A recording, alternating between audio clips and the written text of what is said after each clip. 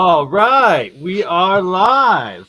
Welcome, everybody. This is officially Real Science episode 30, but that's because I had episode 29 scheduled for tomorrow, so make of it what you will. Welcome. We have Mr. Michael Boyd joining us, Simon C., Gerald WPG Enlightened for Truth, Liminal, Taryn Earthling Sean, and Jeremiah Pop of Join the Technicians. How is everybody doing? Very good. Anyone else hearing that audio? Yeah, Mr. Boyd, I believe it might be yours again. I think it happened last time. Yeah,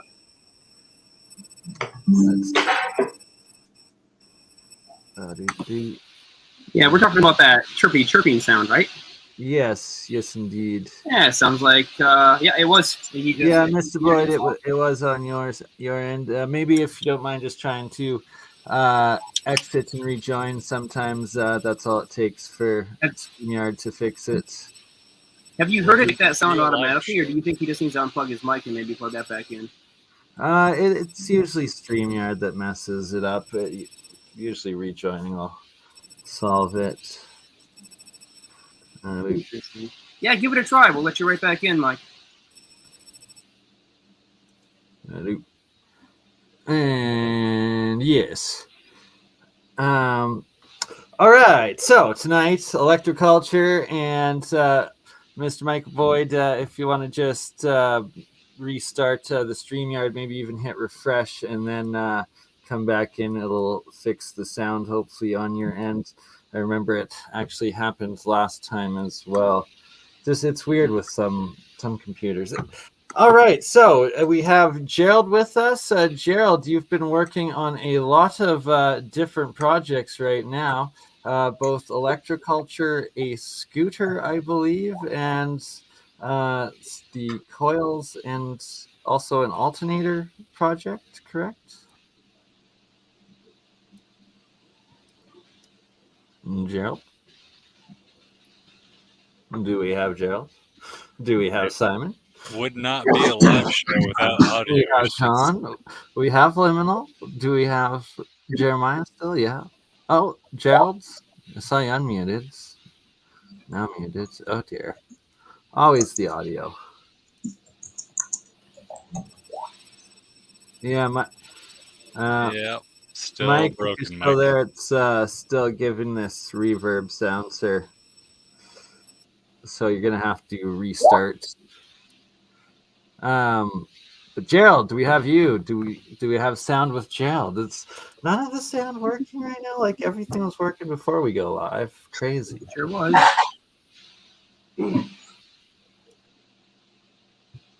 Oh man.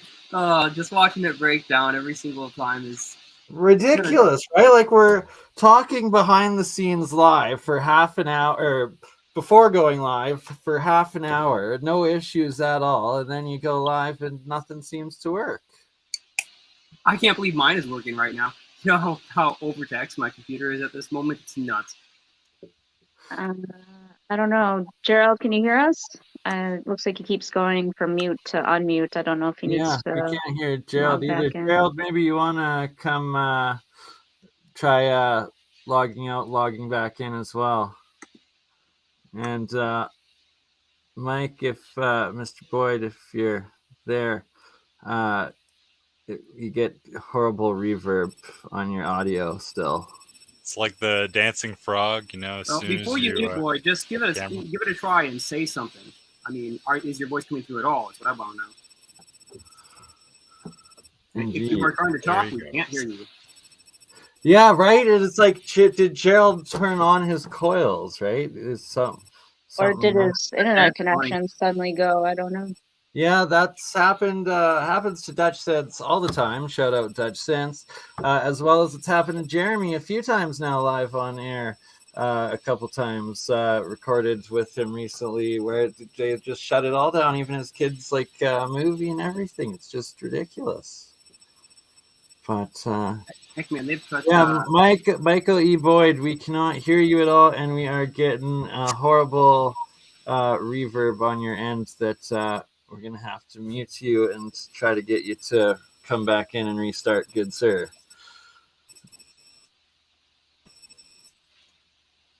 Strange. It's strange that it didn't immediately go away, too. Indeed. All right, we have Gerald back. Gerald, can you hear us now? Can you see us? Maybe. Looks like it's messing with you, dude. That's It just. always happens to Gerald. That is pretty consistent, though. Oh, hey, Oh, we got him there at we least. go. Hey! Nope, There can't hear he you. is. Yep. For some reason, we can see you, though. All right, one step working. Now we just. Oh, man. 11 wow. minutes in, right? 12 minutes in, and we still haven't been able to get to the science because of technical difficulties. Right? And like literally Gerald was explaining everything and we're like, okay, we have to pause this and go live with this information. And then as soon as we're live, just nothing but issues. Absolutely. I don't know. Too many coincidences. You know, how many times does it have to happen? But all right. In the meantime, Jeremiah, do you want to maybe discuss some of the work you and Liminal have been doing, and or Terran Earthling, good Sean, sir? Yeah, he's going to have to go first. So if you want to give Terran share screen, he's got lots of Electroculture stuff that would, I'm sure, enhance the quality of the conversation. Yeah, absolutely. Yeah, I can present a little bit here for you. 100%, Sean. That'd be epic if you got some Electroculture stuff from the Google Drive to share. That would be am I sharing my screen right now? For sure, brother. For sure. Okay. Yeah. So. No, not yet. Bernie was not answering you. He was not listening. I was saying yes. Please do share your screen, and I'll hit. And let's take a look at it. Dang, he is getting in and out. He's having major problems with the connection right now. Hold on. I'm just allowing. There we go. Perfect. Yeah, okay. Can you see? Yeah, there. Okay, so yeah, this is electricity in the atmosphere. This is notes from the fun notes. This is chapter 9. It explains the higher you go up, the more voltage you get per meter. This also works for amperage as you go down into the ground. The deeper you go into the ground, more amps you can pull. This is just the basics of what's going on with space charge and electroculture. These are, we'll just hop out of that and go to the application. This is the first cloud seeding patents using just vapor and charge. You got a lot of cloud seeding patents. You're able to manipulate vapor and charge. Yeah, that was the first ones from the 50s, 1954 when it was filed.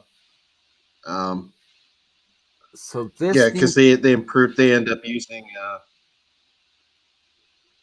I have his other patent too for the charge generator. It's just very basic.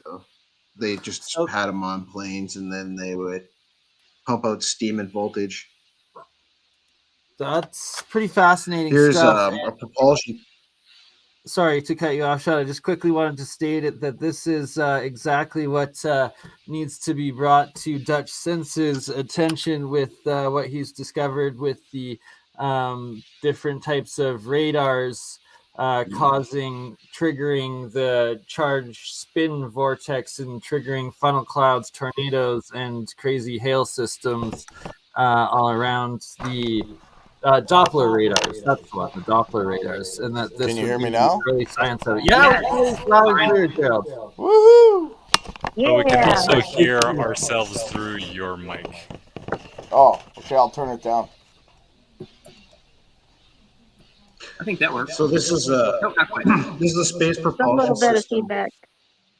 that uses charge, and you charge the vapor as you spray it out. And this is for electroculture and for flight at the same time. So this would be a space charge vehicle. That'd be awesome. Of course, doing Electroculture. This is what I love about that. Here they're using the charge to not only prepare the fields and distribute that charge to help the plants grow, but it's also part of the lift system for the field, which is kind of just awesome. Yeah, it's like an all-in-one. And we just casually fly over my crops, and then they'll just grow better. yeah, with ion propulsion, yeah, it's fairly classic. I'm sure we've seen this book before. I don't know if I can skim fast enough in here. I might have to actually go through the pictures. I don't know. Here. Yeah, Bernie's audience has seen this book before. Yeah, please do scroll through and that's from the Canterbury archives. Yeah, so like as shown before with what was it, Christofoulou? He has a plate on the top of zinc and a zinc and copper plate on the top. When rain hits it, it creates a voltage pile, and then it goes into the ground. This is pointing south, and it's and the wire's running north. Now this I believe what's happening here is, remember when I was showing you that the higher you go, the more voltage you can gain, but the fields pile up. And what happens is it acts as a capacitor here. So when it starts discharging, it discharges that pile of fields that were building up on top and putting it into the ground, and the plants are absorbing it. And I believe, I don't know, but I believe that it's taking in a space charge up here. So this is like 25 meters in the air. So it's like a tree. So you're dumping that much charge into plants, and all of a sudden, I believe that they're taking it in as much energy as a tree, and they're becoming huge.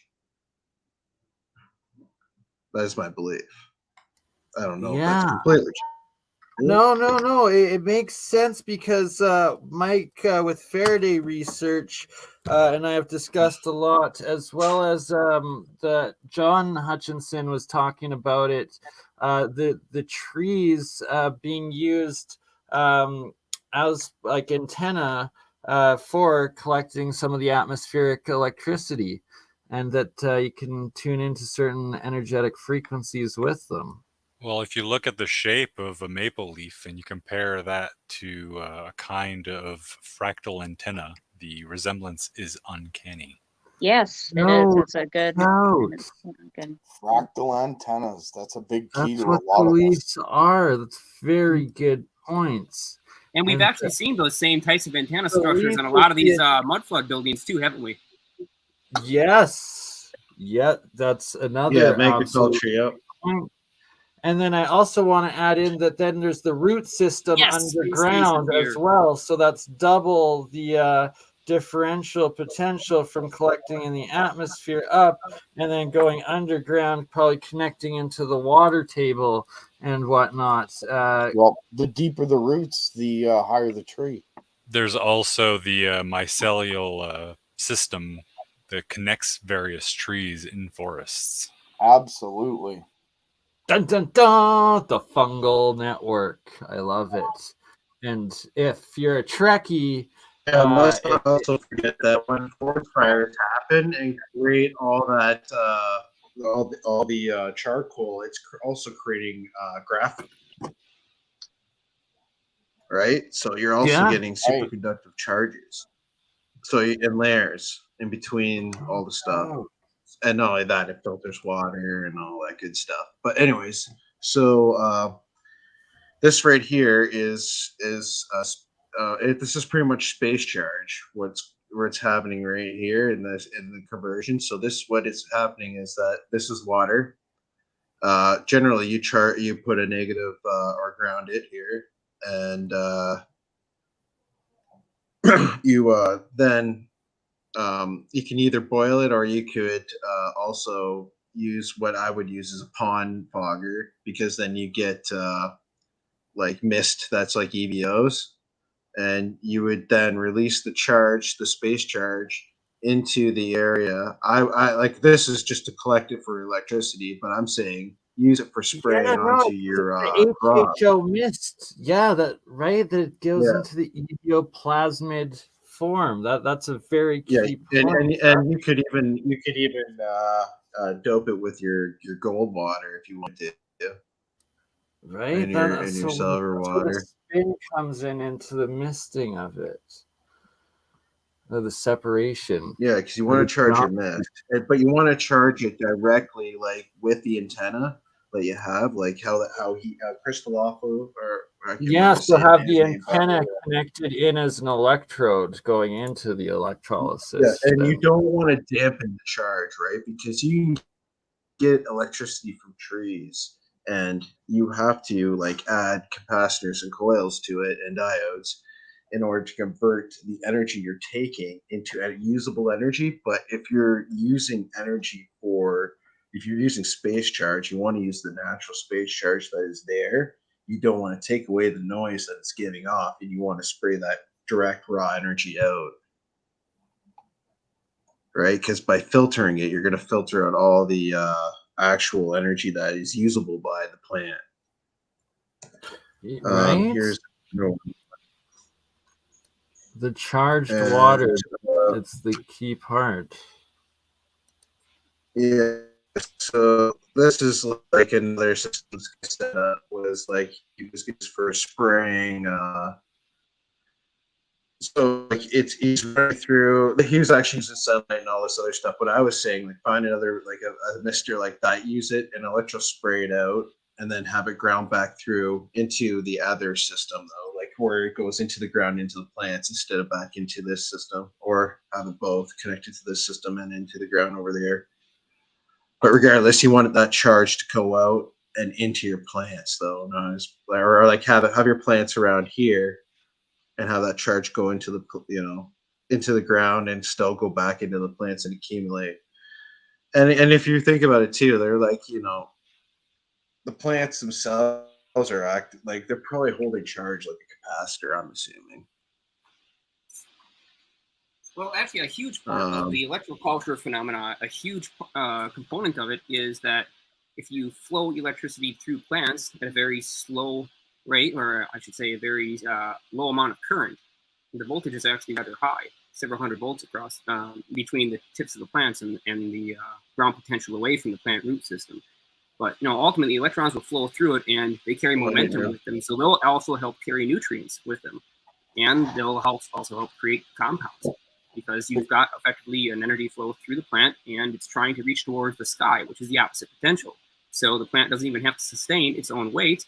100% part of that weight is actually being held up by the electrostatic attraction of the plant towards the sky.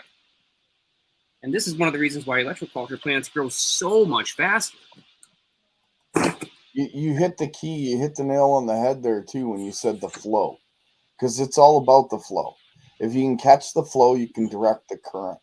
You can direct the current, you could accumulate the charge, and so on and so forth.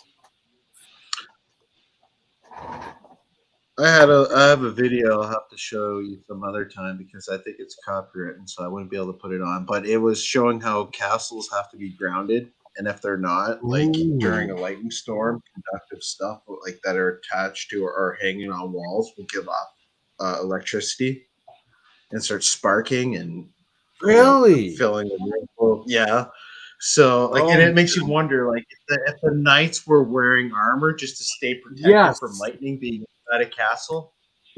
And could they, because it's a Faraday cage around them essentially, and then could they direct it with those like their swords with like the right alloys and shit? Ironically, I have direct commentary on this. Direct commentary. You see, we were at the Maker Faire some, I don't know, probably 8 years ago, I'm guessing, and we had our huge Tesla coil set up.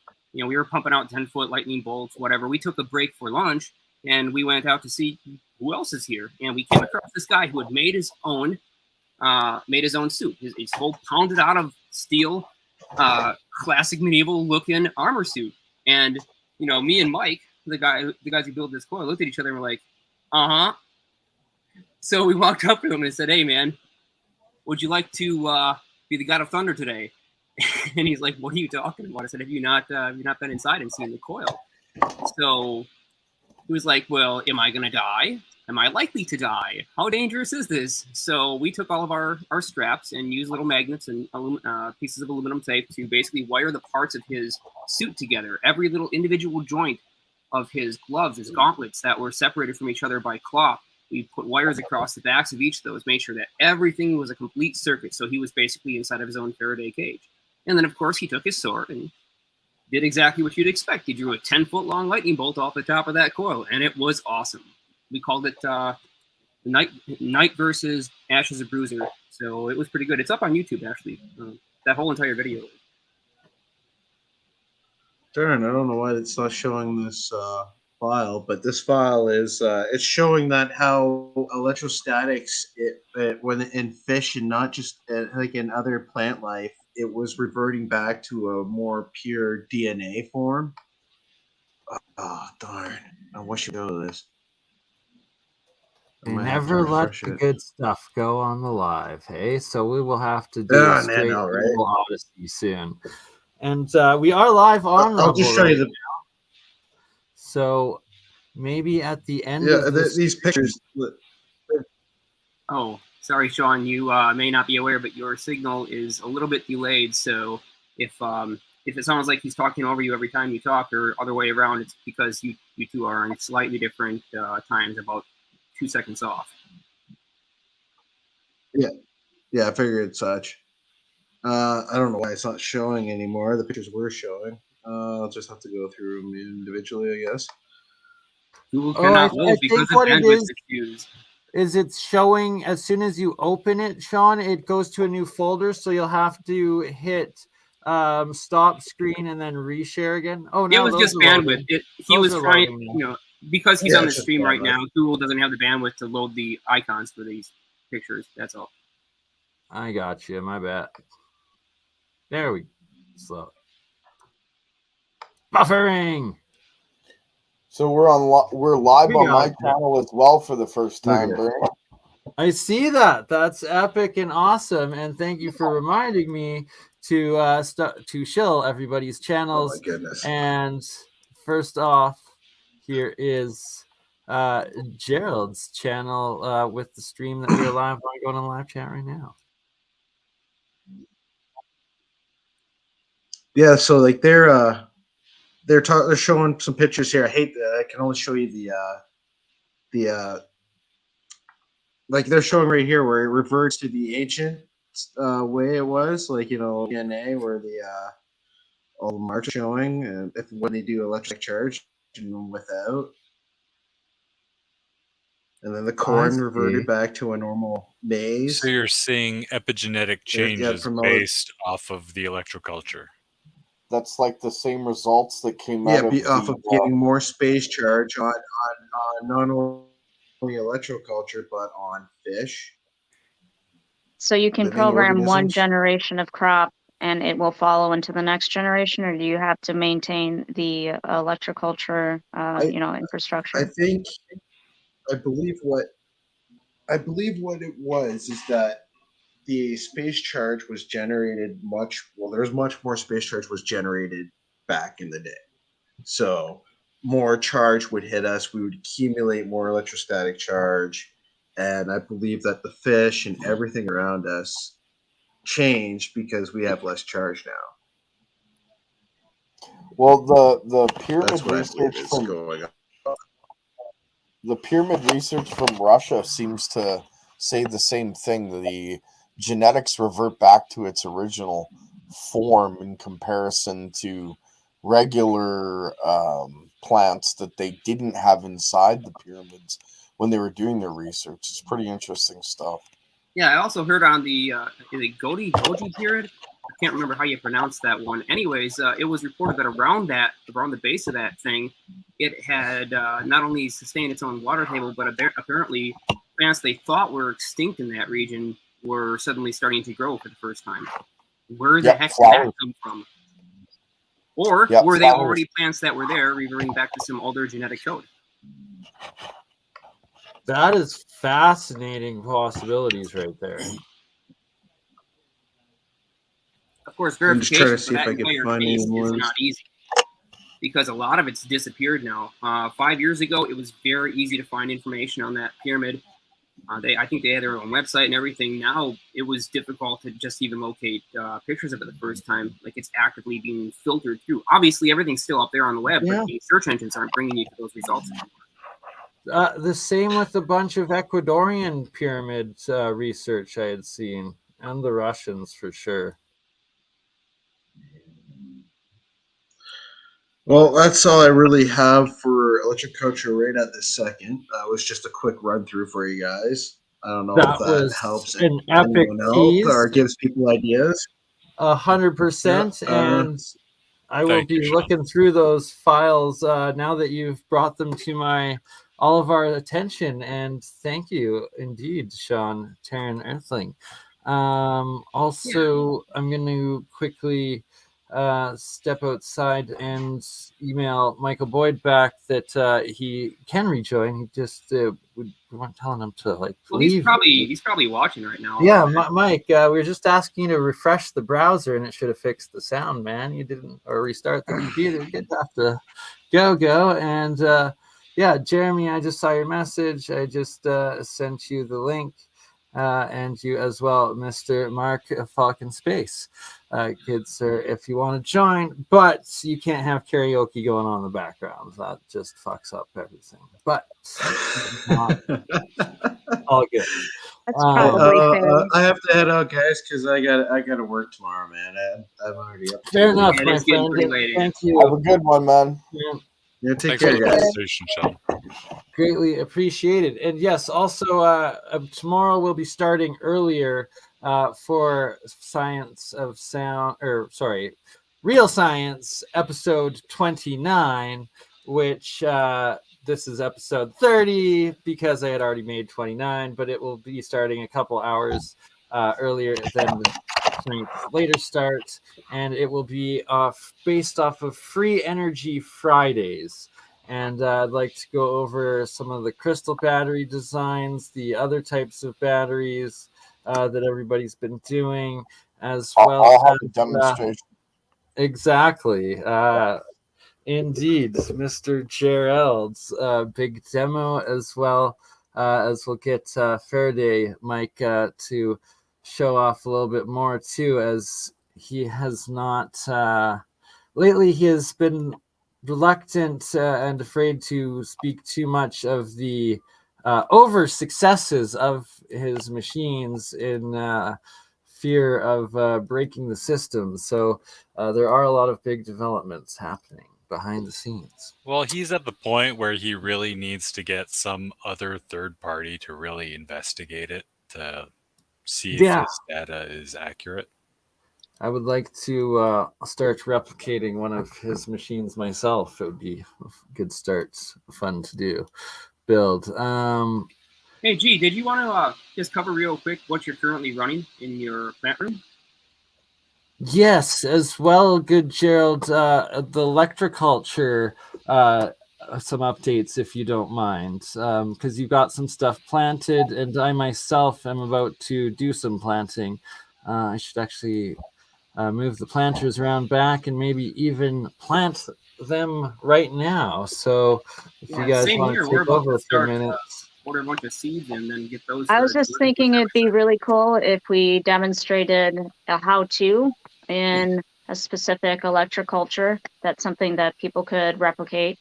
And have like a friendly community challenge, whether it's warming up or you have the right environment indoors. It would be really cool to see the results that everyone's getting, both in the chat and, you know, when we're on the show with you, BurnEye. I'd love to see the community come together and, you know, get knowledgeable about growing the best food that they can.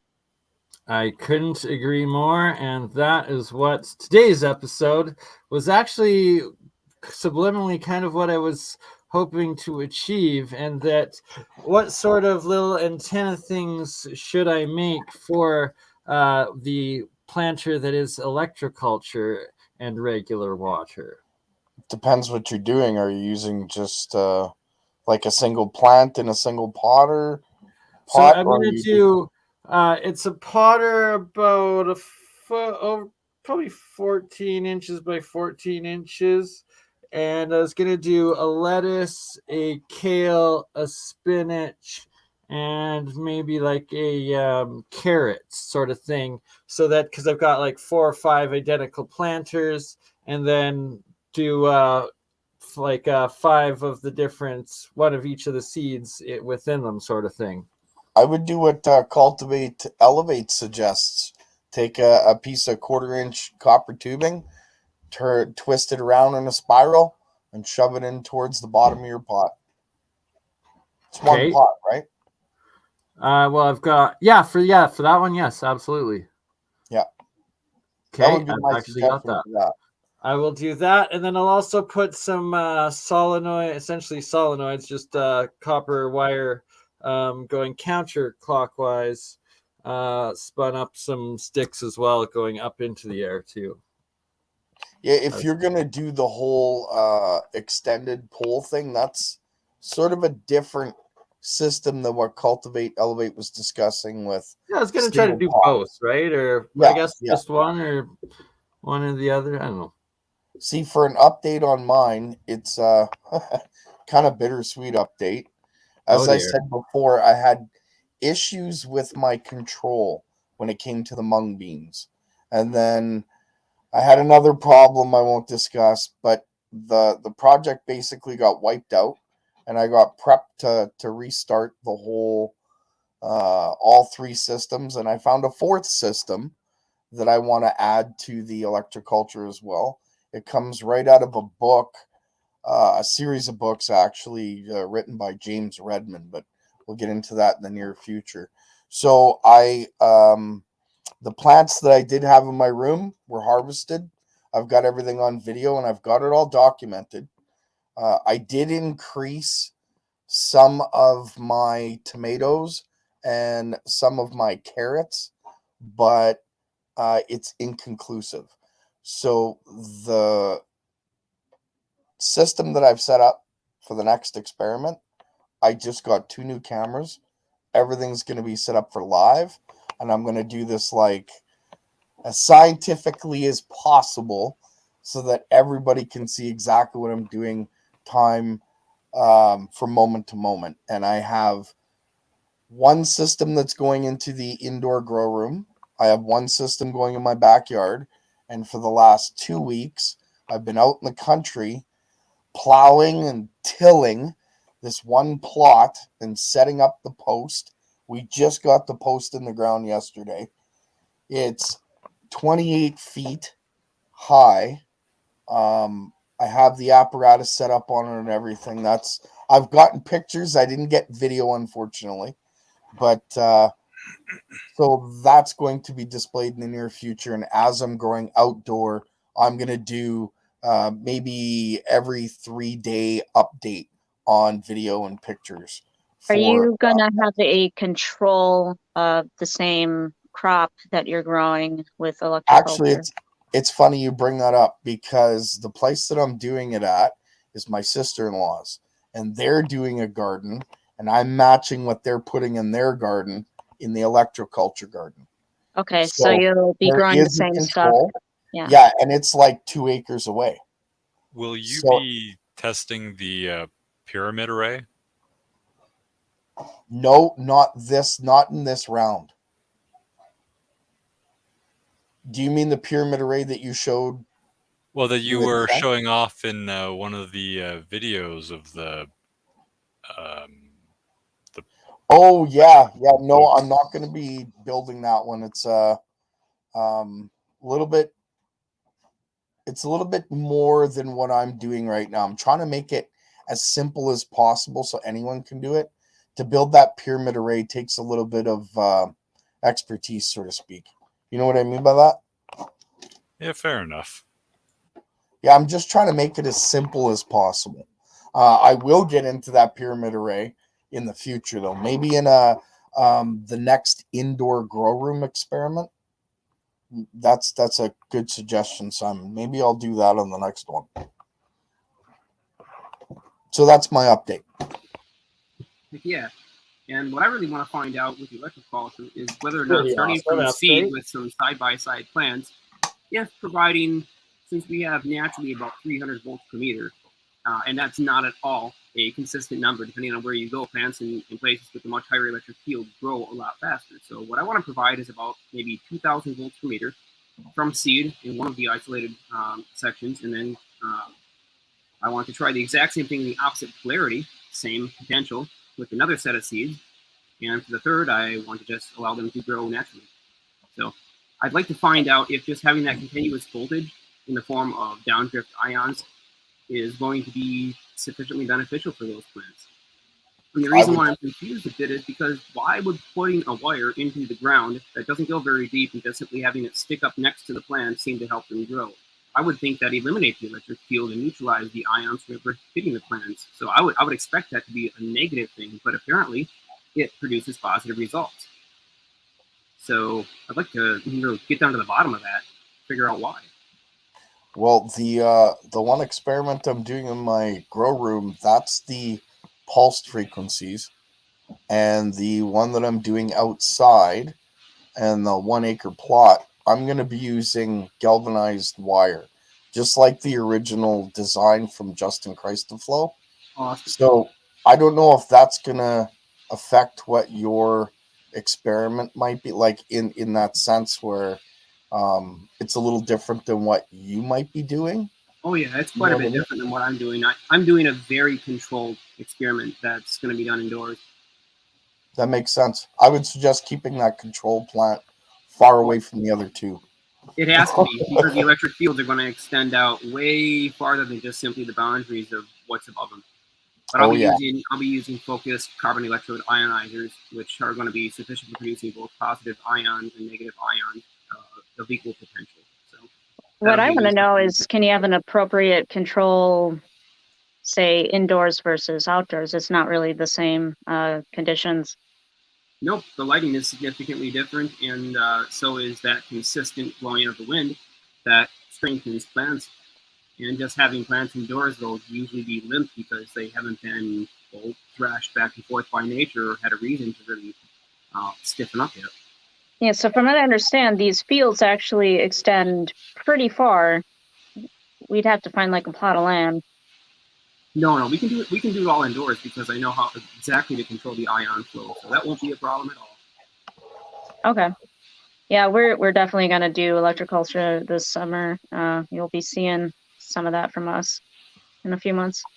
Awesome. Yeah. Say, I wanted to ask your audience too, Bernie, and for all your other various channels that you're streaming on, does anybody know of a good, simple, cheap time-lapse camera?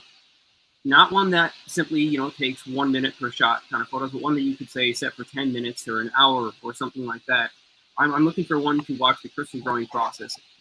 And I'm looking for something that's not like a full DSLR or some camera that has that feature, but one solely dedicated, just sheepy thing with like a generic monochrome LCD display that we can just set up in there and let it run for weeks at a time. I've been thinking about this, and I think a solution would be to use an older laptop laying around with the right, application or program, because it'll stay plugged in, so you don't have to worry about it, the battery dying, and then you should be able to set the interval. I hear you. It just seems like a waste to run 30 watts of power to keep a laptop on so it can take a picture once every hour. A 30-watt laptop these days is pretty low power, so. Yeah, but why burn the energy if there's already a totally available SD card based? Yeah, I mean, if anyone out there knows of a cheap, dedicated time-lapse camera that can take pictures hours or days apart, that would be really useful, because 1 minute is just too frequent.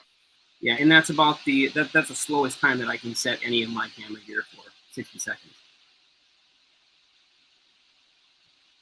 Yeah, I think using an old camera phone is probably going to be your best bet.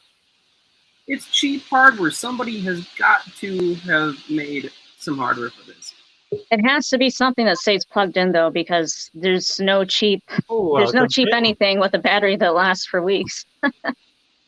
Well, it doesn't need to draw much power. Think about how long a Hero can go without it needs to go. Yeah, it needs to go to standby. It basically needs to be in sleep mode.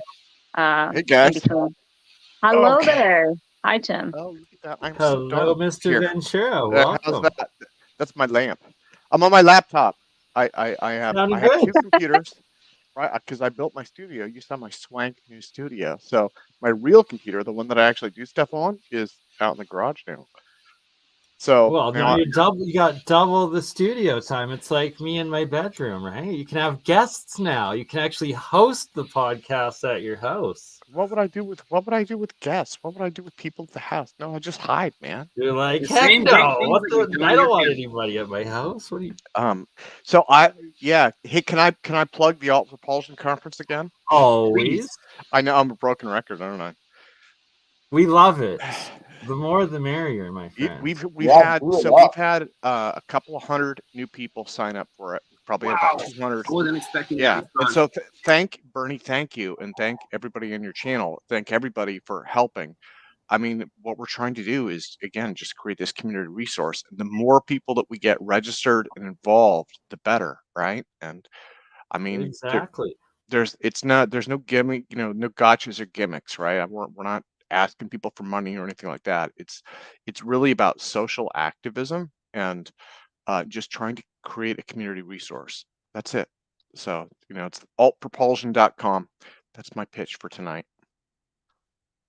We want more. We want more of the pitch. It was so You good. want more It's of my so pitch? good. APEC is just so amazing, and it's exactly what you just stated. And that there's so many different geniuses out there, and different inventors, and like brilliant minds, like in this community that just need to come in and focus and put their ideas forward, and the mixture of that, and then the resources of the industry that you're connected with and have worked with for so long, Tim, and whatnot, that it's really a beautiful thing.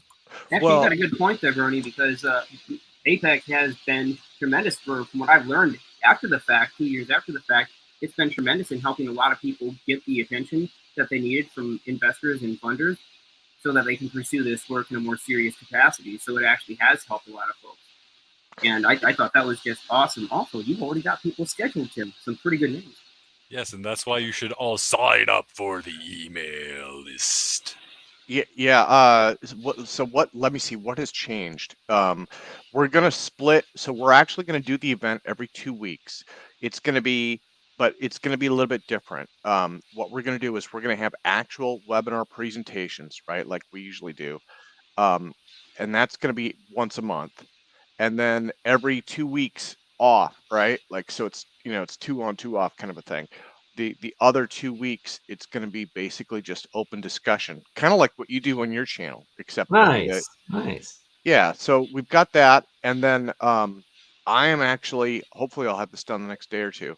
I'm going to try and do a schedule through the year end, and I'll put that up on the website, and I'm rebuilding the website too. And I'm going as fast as Red Bull will allow. I feel you. Oh man, It's all work. Yeah, and the weird thing was like, this is just me, but I've been really motivated. I don't know if I should say this in public. I've been really motivated for the last couple of weeks. Getting stuff done, just burning through things, and I was like.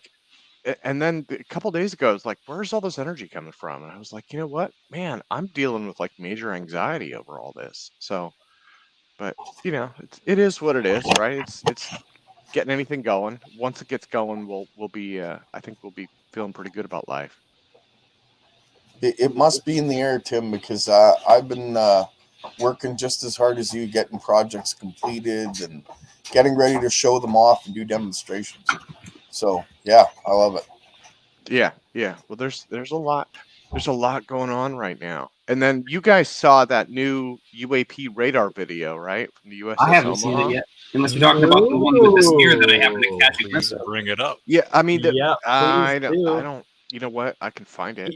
Here. Yeah, if you don't mind, even post it in the private chat, and then I can load it and play it through Twitter so you don't get any YouTube ads. That's a life hack I've learned. Okay. Or you could just download an ad blocker, of which there are like 20 great options for. But no, that would be just too easy.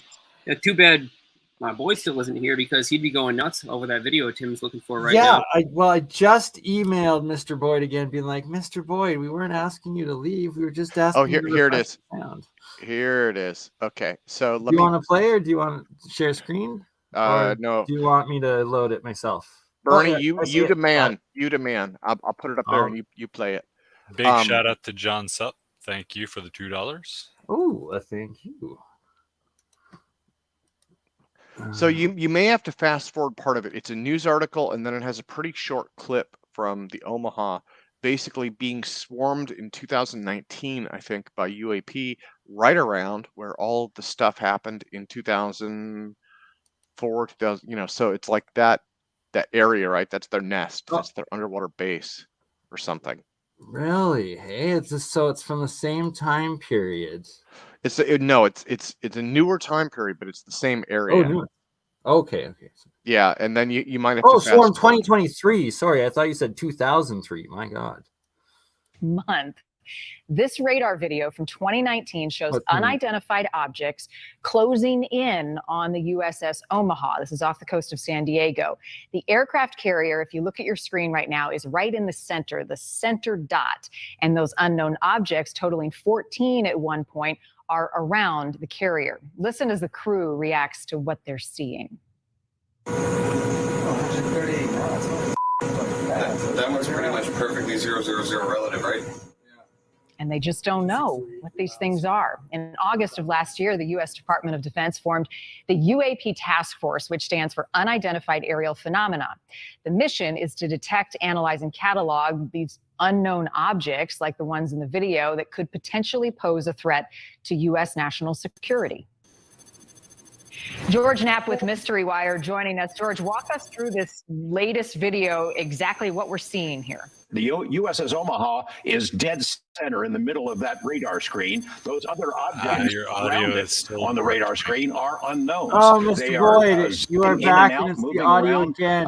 Intelligently controlled, some of them coming straight at the ship, Mr. Boyd, traveling as high as 158 miles per hour at one point. The release of this radar data has been much anticipated by people in the UFO field because they've seen images such as what we provided before, but none of the sensor data to go with it. So this is sort of an historic development here, providing sensor data that backs up the claim of the crew on the board the USS Omaha that indeed they were swarmed, engulfed, surrounded by UFOs. How significant is this?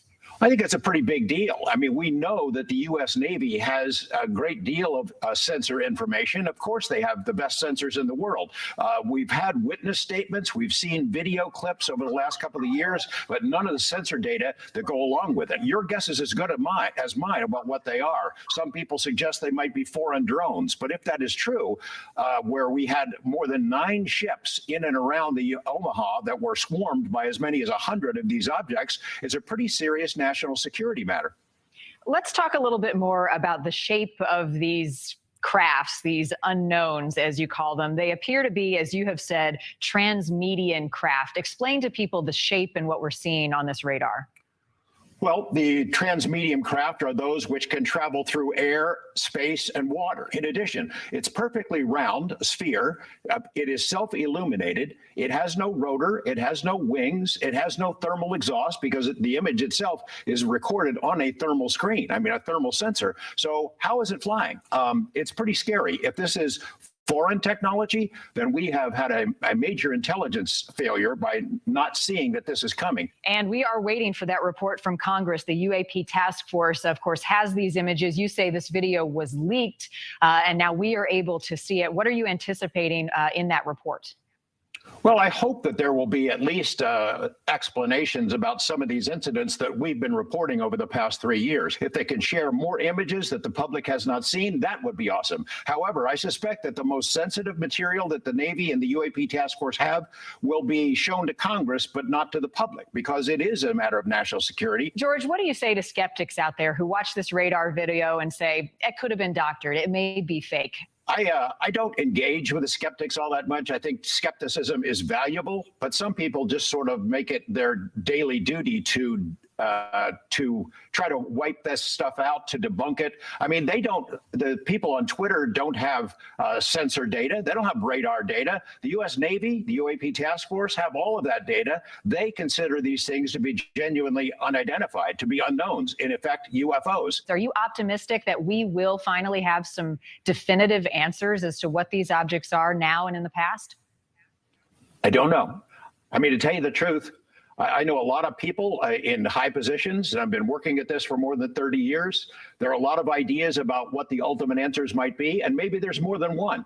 But to my knowledge, as far as I know, no one knows the full picture. We've got bits and pieces of it, and we have theories, but I don't know that there's anyone who knows for sure where these things are from. Some of them are Earth technology. Some of them are misidentifications, but some could be pretty exotic from somewhere else, an intelligence that is not us.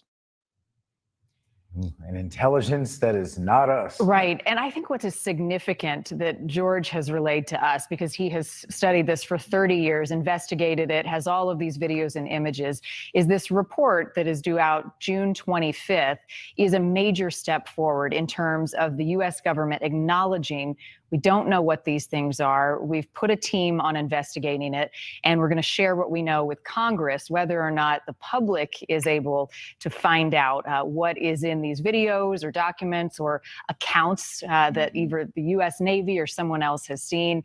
That is yet to be seen. But he said the significance is they're looking into it because it is enough of a concern that it has risen to the highest levels of the U.S. government. I just worry, though, that when the report does come out, most likely it's not going to be anything definitive, right? It's probably be Sorry, I had to end it because there was Dom Lemon, and my goodness.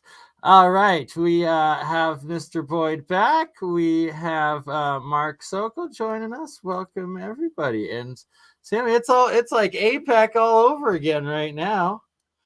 You're muted, Tim. APEC is coming back. APEC is coming back, and check this out. Mark's Me and here. Tim were talking Mark's about following me. He's stalking me, dude. Actually, I was on earlier with Jeremy. We were talking about the UFO festival coming to New York area around the lab on June 3rd. It's going to be in Pine Bush, New York, and we're going to be there in person. And anyone who gives a donation to the lab gets to spin this magic wheel. And there's lots of different options. You can get a T-shirt. I got a T-shirt. If you hit this is osmium. You get an ounce of osmium, but you got to hit it 3 times in a row.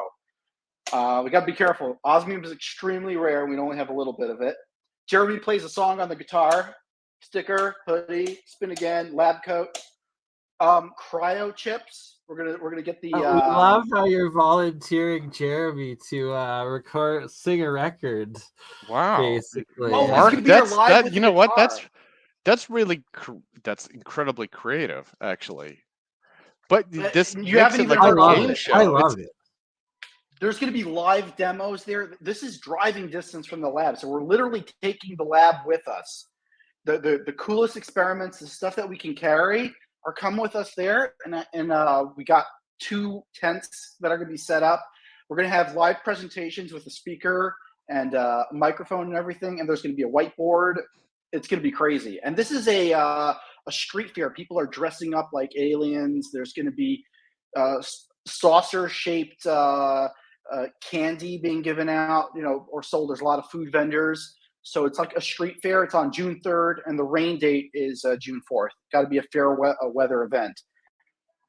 That's crazy. And Pine Bush, New York is the East Coast mecca for UFO sightings. Mark, and abductions. I actually personally know people respectfully, you are no Vanna White. I just want to put that out there. That's what's missing. You need a Vanna. What's a Vanna? Vanna White from Wheel of Fortune. See, this is why it sucks being old. Vanna White. Right? Let's get her there. Was she based in Fox News, New York City? Maybe we can get her to come spin the Wheel of Fortune for us. I think she's like super retired now. I think she was giant like in the 1980s, 80s and early 90s. So I think she's mostly doing yarn stuff now. Yarn stuff, crocheting. Yeah, or knitting or something. Yeah. I think spin the wheel is kind of cool. I think that's a cool idea. I'm surprised. This is some swag that will be given out. You get those with your donation. Alien party. It's like a alien festival, right? I like it. UFO festival, and yeah, we are apparently the first, anti-gravity research lab that's shown up there. But what's his name? I mean, there's so many Fire in the Sky guy research labs, Mark. I mean, they're a dime a dozen. I really. do agree. George Knapp is highly suspicious. He's got some ideas, though. Yeah, no, like right. It's like all of these alphabet agency reporters and people, like they give the truth, like they're leaking some truth, but then they also have to give that Mockingbird Press media edition as well, right? Where it's like you get the 85% bullshit that they're feeding out, and then those 15% gold nuggets of real, like declassified info sometimes. Hey, let me say hi to Michael Boyd. Michael, are you using a 3D printer? You have your 3D printer going, don't you? Oh, that could be what the sound is. Yes. Yeah, that was I recognize that sound. Okay. Yeah, we can hear you. Oh, It sounds that much better works. now. Yeah. You're not Michael, getting any feedback anymore? No. You're 3D printing something, aren't you? No, that's not a 3D printer. That's a HP OfficeJet. Oh. It's a inkjet printer. I think that was the noise. So you're printing. And I bought it because it holds like 250. No, he was asking pages. about sound, not like if you're running it, sort of thing. It sounded like the stepper motor's running. Yeah, it sounded like the stepper motor. No, so you just fixed the sound, basically. It wasn't a 3D printer. Well, yeah, running it wasn't. The sound was because I was using a different computer. Oh. So I didn't figure that out. So when the first time I went, you guys, Bernie, you were saying that you were getting feedback or something. Yes, sir. Yeah. And I remember it happened to us. So what I did though is I went upstairs because I was on KP duty, and I didn't even know I was on. So I just happened to walk down there, and you called my name, or I saw something, and I go, "Oh, crap." I was like, "Come on back, let's see the Bernie." Actually, and then a few minutes ago, I tried to go on again, and you were getting the problem again. So I said, "Oh, it's this computer," and then I went to a different computer. So that's how I fixed it. So I was technical errors on my side. So the reason I was interested in talking to you guys is I've been working on this thing with string theory. Do you know what string theory is? I like string theory. Mark hates string theory. I've read quite a bit of string theory, and that's why I hate it. Well, that's good. The fact you hate it means that it triggered you somehow, and yeah, because it's close, but and that means there's something alive in you. This is like what we learn in nonviolent communication is that when you get angry, it's for a reason. It's triggering you, and it's because it's challenging you somehow. Important. I don't think it's that strings. Michael lives in California. I think it's spin orientation. Yeah. You know? To summarize it, I don't think it's strings. So here it is. In particle physics. Spin orientation. Yeah, here it is. I got a short paragraph here. In particle physics and string theory, what's called M theory. The M theory is the brain theory. The ADD model, also known as the model with the large extra dimension, is a model framework that attempts to solve the hierarchy problem. We're not talking about our social stratification here. Why is the force of gravity so weak compared to the electromagnetic force and the other fundamental forces? That's the hierarchy problem, excuse me. The model tries to explain this problem by postulating that our universe, with its 4 dimensions, 3 spatial, 1 plus time, exists on a membrane in a higher dimensional space. It is then suggested that the other forces of nature The electromagnetic force, strong interaction, and weak interaction operate within this membrane in its 4 dimensions, while the hypothetical gravity-bearing particle graviton can propagate across the extra dimensions. This would explain why gravity is very weak compared to the other fundamental forces. The sizes of dimensions in the ADDE model is around the order of 1 teravolt, TeV, which results in it being experimentally probable by current colliders, unlike many exotic extra-dimensional hypotheses that have relevant size around the Planck scale. And what they've been doing is looking at colliding 2 protons in the Large Hadron Collider, so that they're trying to produce a graviton. Okay, so the thing is, I'm taking a different approaches. So what I did is had this chat, chat GBT. So I did had some conversations. I had a conversation with it about about Planck's mass, Planck's time, and Planck's length. And Planck's length is like really short, 10 to the minus 31 meters. And according to Nassim Haramein, it's the smallest measurable size in well, it's not measurable. reality. That's the problem. Our smallest physical size in reality. Yeah, well, it's based on a theory, though. It's not actually experimentally verified, is my point. The Planck's time and the Planck's length are too small under our current technology to measure. However, the Planck mass is 22 micrograms, which is relatively large. It's like 10 to the minus 8. And so basically I asked GBT, well, has anyone ever measured it? And she said no to all those questions. And then I said, okay, well, I gave her an example. I said, okay, I make a 10 micrometer by 10 micrometer square nanobump that's 32 nanometers tall out of tungsten on the surface of a disk. And its mass, and I said, is its mass more or less than the Planck mass? And she said, oh, it's more than the mass of the Planck mass. And I said, does not compute. And then I made her recalculate it, and she goes, oh, I apologize.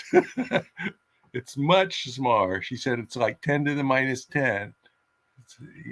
Sometimes it'll cut itself off in the middle of answering your question, give an error. Then if you ask the same question, it'll give you something completely different. Yeah, I find it's not all there yet, but it's crucial that we feed it this positive information sort of stuff, as opposed to everybody that's doing the opposite, like trying to break it or attack it and all that stuff. Well, no, I'm not trying to break it. I know you're not. It's a tool. I'm saying we're doing the exact opposite. It could do the calculation very well, put it that way. That sort of but stuff. But it couldn't recognize that it was 10 times smaller. You follow?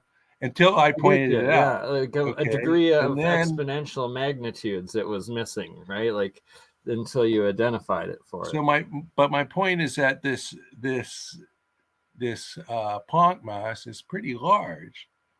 And so basically, if I fabricate these little nanobumps on my bump disk, it's actually a lot lower than the Planck mass. And so I should be able to examine these extra dimensions that they're talking about.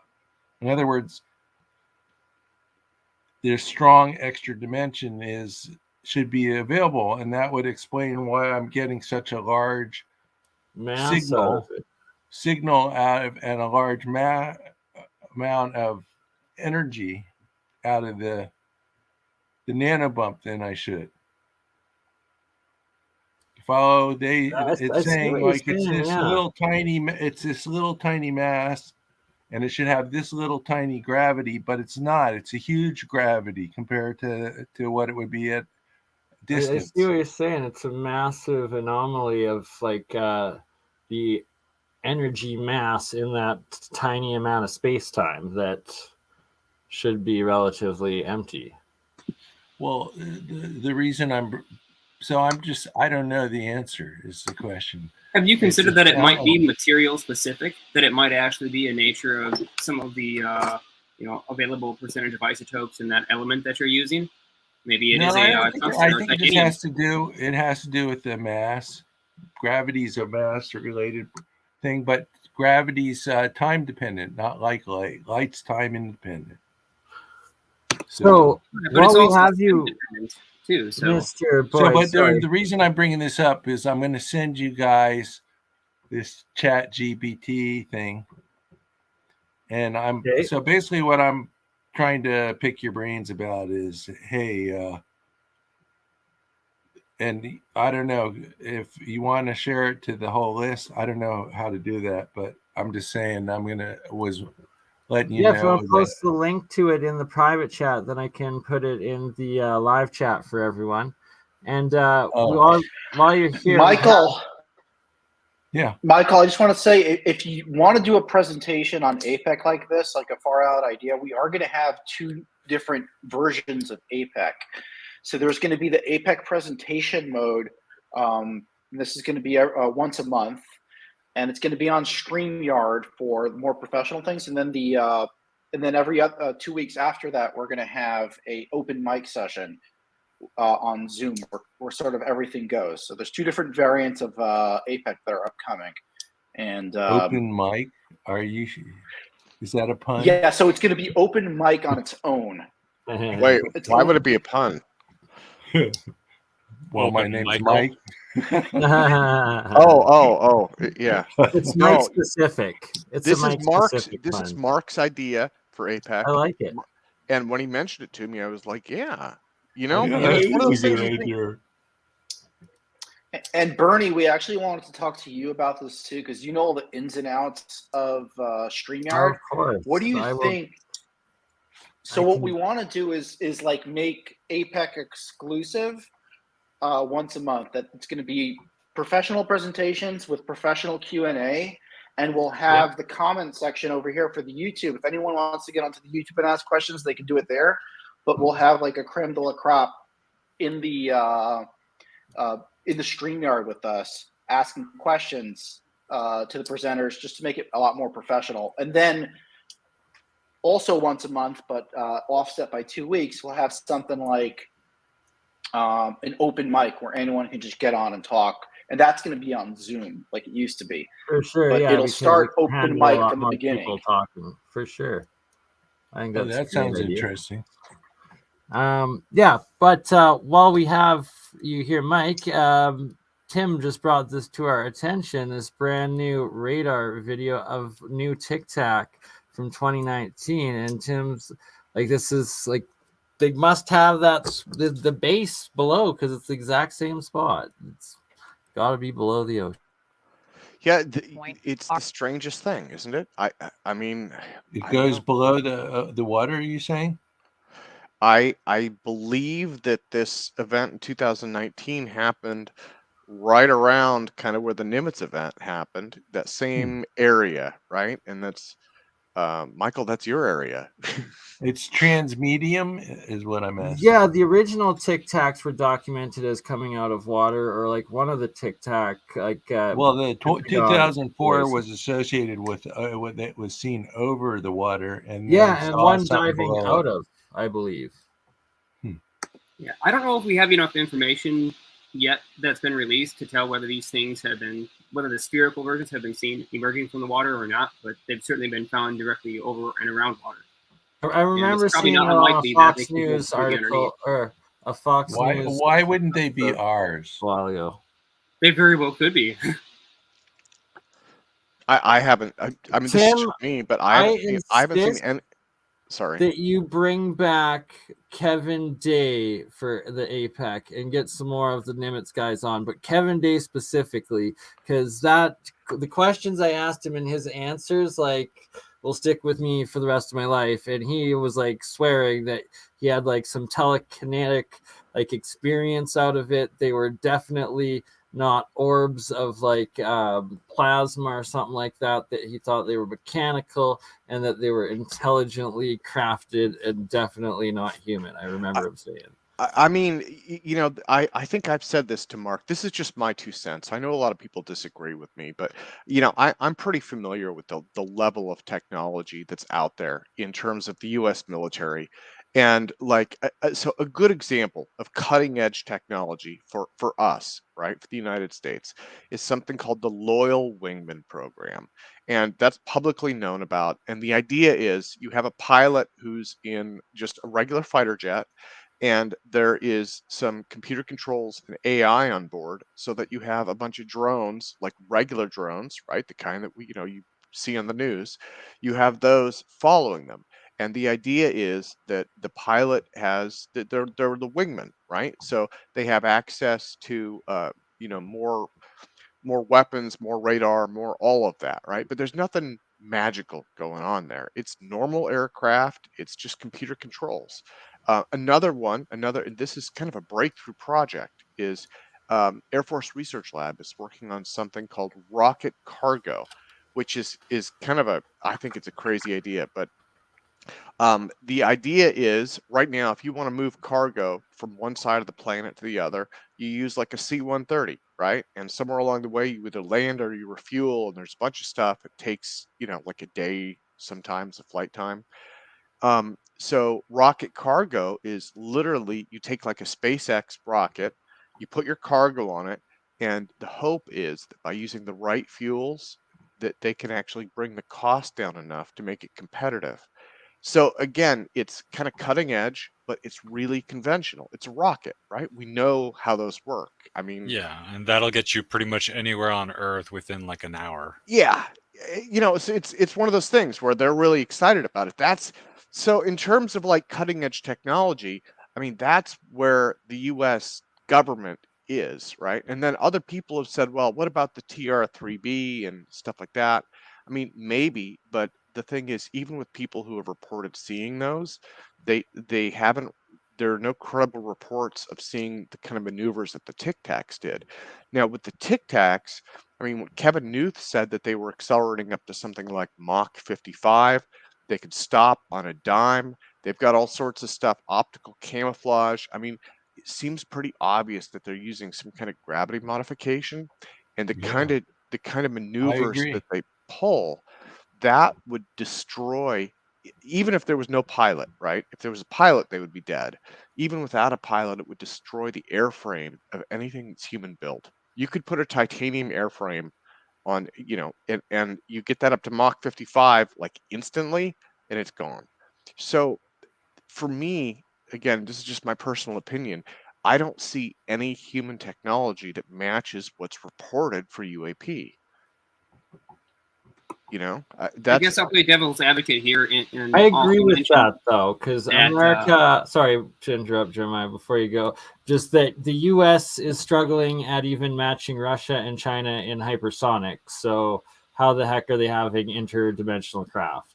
And if I could add really briefly before Jeremiah says something, in terms of aircraft, so they have an edge on us in hypersonics. They definitely do. And that's rocket based.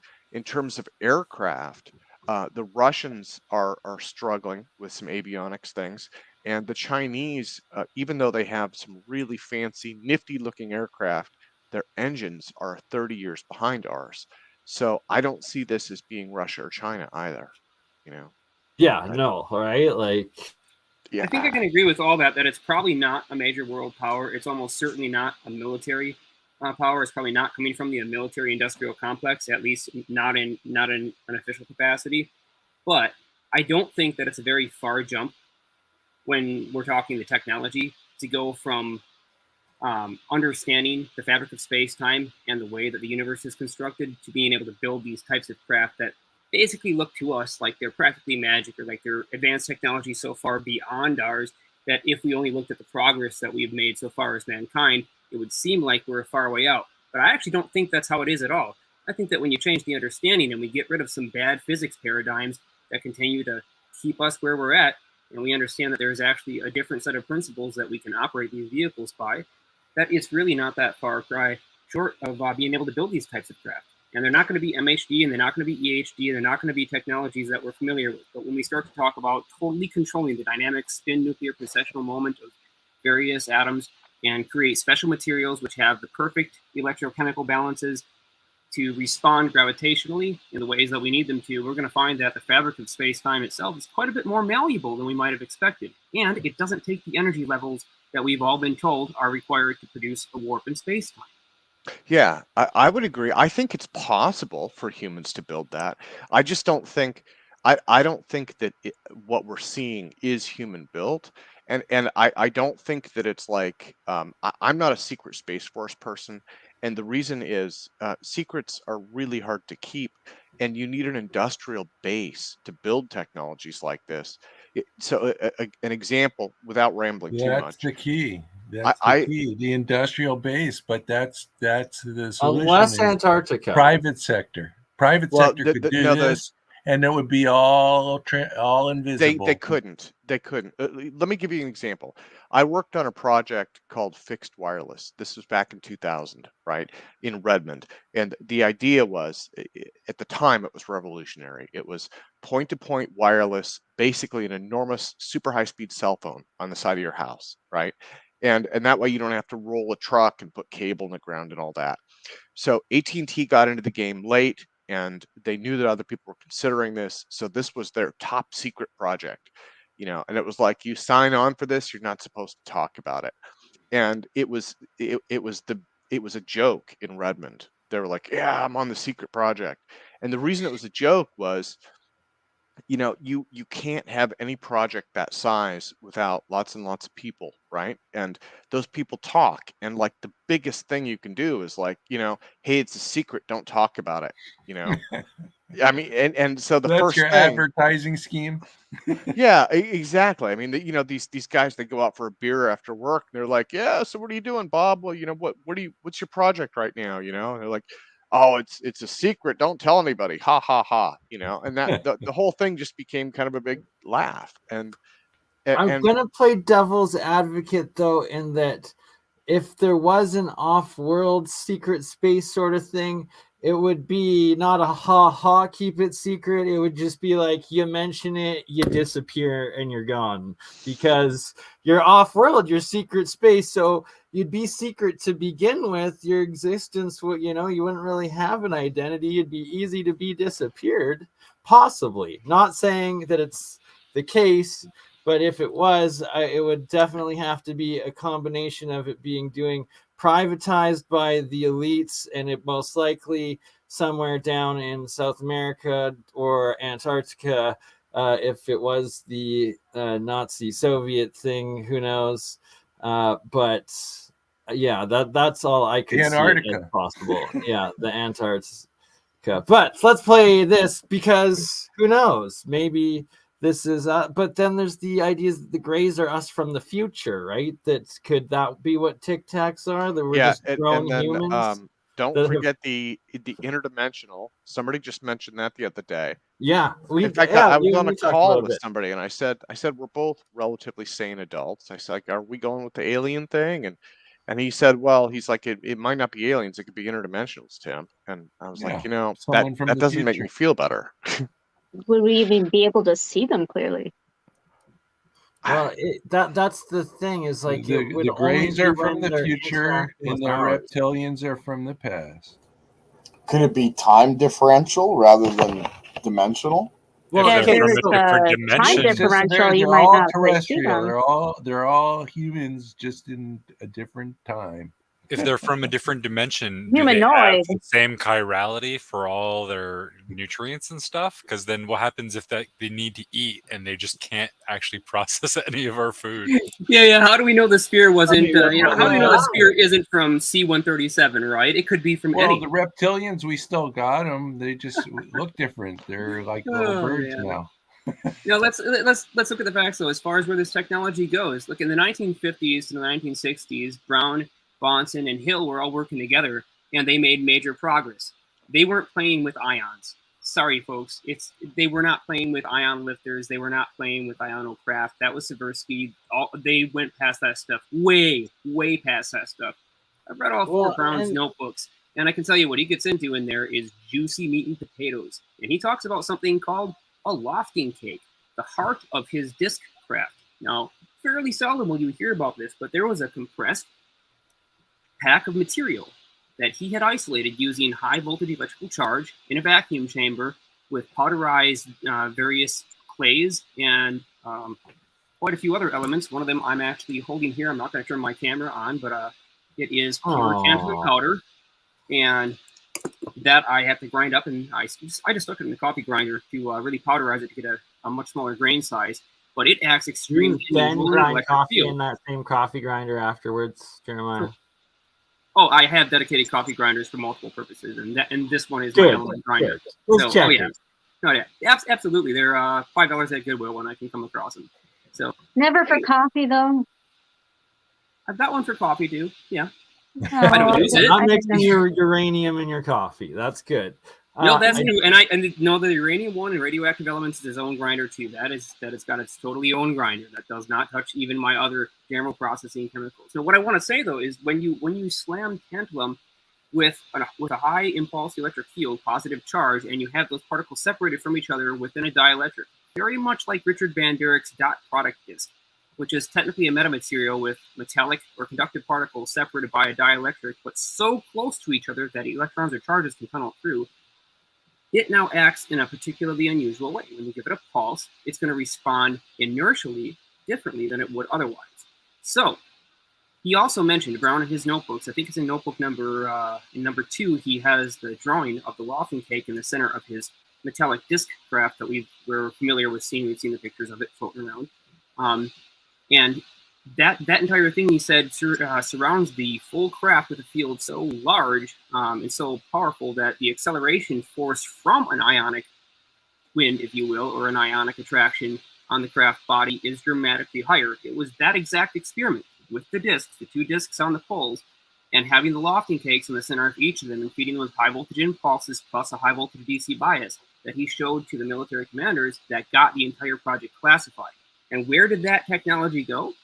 Is it in the military now? Do we see craft flying around with it? Are we using it for reconnaissance? Well, certainly at least not in the defense purposes for our borders. We're not using it for protecting the country. So it's not part of the main complex. That's my point, is it's not part of the mainstream military industrial complex. So if they didn't get it, then who did? Maybe nobody got it though.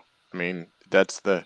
Or someone stole it and broke off with it. I don't know. To me, this doesn't seem like it's human. It just doesn't. Yeah. I'm leaning to, and you know, well, the other especially thing.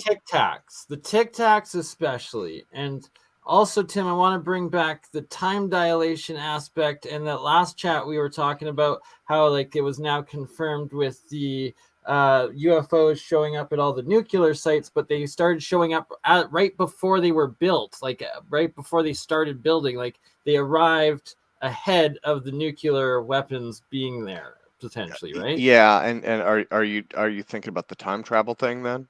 Yeah, as well. Like, right, that could be the possibility. Like, how are they arriving there before the exact spots and then waiting for it, sort of thing? You know, like. Well, if it was an Air Force operation, why not? But why would the Air Force spy on their own stuff? Because they're in different branches of the military. Because they compete, Eventually. Why won't the Air Force say boo about UAPs, but the Navy will? Answer that question. And what about the TR-3B, like the triangle one? Like, didn't the Navy like put out a patent for it or something recently? Okay, that one The cannot be propulsion? anything but human-made. Just look at it. If It's if bulky, it exists, it's crude. though, right? That is absolutely a human craft all the way. Yeah, if it exists. I mean, and I tend to believe. You guys want to see a human craft? Look at this. We actually got this to move the other day using a just a speaker, and in the later version, we're going to mount the speaker inside of it, and just from getting the resonant frequency, this thing moves.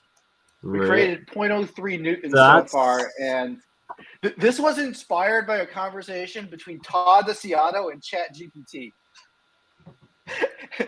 No, right? And see, once again, more of the ChatGPT coming through to inspire ideas. That it's interesting, you know. I ChatGPT is interesting. And that's where I think that we need to come up with anti-gravity before ChatGPT. We got to be covering this thing. I mean, come on. What if we just use ChatGPT to give it to us? Sentient. That's I would much rather be the is group. it only goes back to 2001. I mean 2021. That's when it ends. I'd much rather but be we the found group that we came found up a with way anti-gravity. to feed it. We found a way Really? to feed it information. We're going to be feeding it Project Merkaba, the one that Sean started. We're literally feeding it all that information and asking that new version of ChatGPT to answer questions for us based on the You're gonna get information us that was fed. enslaved. Don't give it to the new version. You're gonna get us enslaved.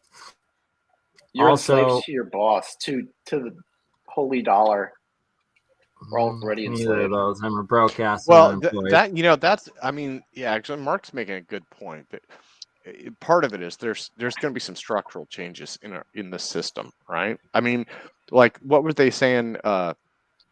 Look at inflation over the last couple of years. I mean, the way that the world's being run right now is not really sustainable. So, you know, to put it mildly, yeah. Yeah. Oh, look at that! It literally fits on it perfectly. That's cool. I look forward to seeing some more results on it. Some actual live tests on the Apex stream with it. Oh my Shall we God, play it this fits video so here? perfectly. Are around the carrier. Listen as the crew reacts to what they're seeing. That one's pretty much perfectly 000 relative, right? And they just don't know what these things are. In August of last year, the U.S. Department of Defense formed the UAP Task Force, which stands for Unidentified Aerial Phenomena. The mission is to detect, analyze, and catalog these unknown objects, like the ones in the video, that could potentially pose a threat to U.S. national security. George Knapp with Mystery Wire joining us. George, walk us through this latest video, exactly what we're seeing here. The USS Omaha is dead center in the middle of that radar screen. Those other objects around it on the radar screen are unknowns. They are zipping in and out, moving around, intelligently controlled, some of them coming straight at the ship, traveling as high as 158 miles per hour at one point. The release of this radar data has been much anticipated by people in the UFO field because they've seen images such as what we provided before, but none of the sensor data to go with it. So this is sort of an historic development here, providing sensor data that backs up the claim of the crew on the board the USS Omaha that indeed they were swarmed, engulfed, surrounded by UFOs. How significant is this? I think it's a pretty big deal. I mean, we know that the U.S. Navy has a great deal of sensor information. Of course, they have the best sensors in the world. We've had witness statements. We've seen video clips over the last couple of years, but none of the sensor data that go along with it. Your guess is as good as mine about what they are. Some people suggest they might be foreign drones, but if that is true, we have 9 ships in and around the Omaha, by as many as 100 of these objects. It's a pretty serious national security matter. Let's talk a little bit more about the shape of these crafts, these unknowns, as you call them. They appear to be, as you have said, transmedian craft. Explain to people the shape and what we're seeing on this radar. Well, the transmedium craft are those which can travel through air, space, and water. In addition, it's perfectly round, a sphere. It is self-illuminated. It has no rotor. It has no wings. It has no thermal exhaust because the image itself is recorded on a thermal screen. I mean, a thermal sensor. So how is it flying? It's pretty scary. If this is foreign technology, then we have had a major intelligence failure by not seeing that this is coming. And we are waiting for that report from Congress. The UAP task force, of course, has these images. You say this video was leaked, and now we are able to see it. What are you anticipating in that report? Well, I hope that there will be at least explanations about some of these incidents that we've been reporting over the past 3 years. If they can share more images that the public has not seen, that would be awesome. However, I suspect that the most sensitive material that the Navy and the UAP task force have will be shown to Congress, but not to the public, because it is a matter of national security. George, what do you say to skeptics out there who watch this radar video and say, it could have been doctored, it may be fake? I don't engage with the skeptics all that much. I think skepticism is valuable, but some people just sort of make it their daily duty to try to wipe this stuff out, to debunk it. I mean, the people on Twitter don't have sensor data. They don't have radar data. The U.S. Navy, the UAP task force have all of that data. They consider these things to be genuinely unidentified, to be unknowns, in effect, UFOs. Are you optimistic that we will finally have some definitive answers as to what these objects are now and in the past? I don't know. I mean, to tell you the truth, I know a lot of in high positions, and I'm working at this for more than 30 years. There are a lot of ideas about what the ultimate answers might be. And all right, I stopped it there because, well, that was enough of George Knapp. We got useful information out of him before his speculation, but that's once again these beyond our modern physics craft being recorded, and the actual Navy radar and sonar and everything. Well, no, that was the radar, but I have seen once, and here's the thing. I think it was through Lou Elizondo maybe that brought it out, that there was the sonar recordings from like the Nimitz or something like that. And that's where I'm recalling the Tic Tacs also being transmedium going into the ocean.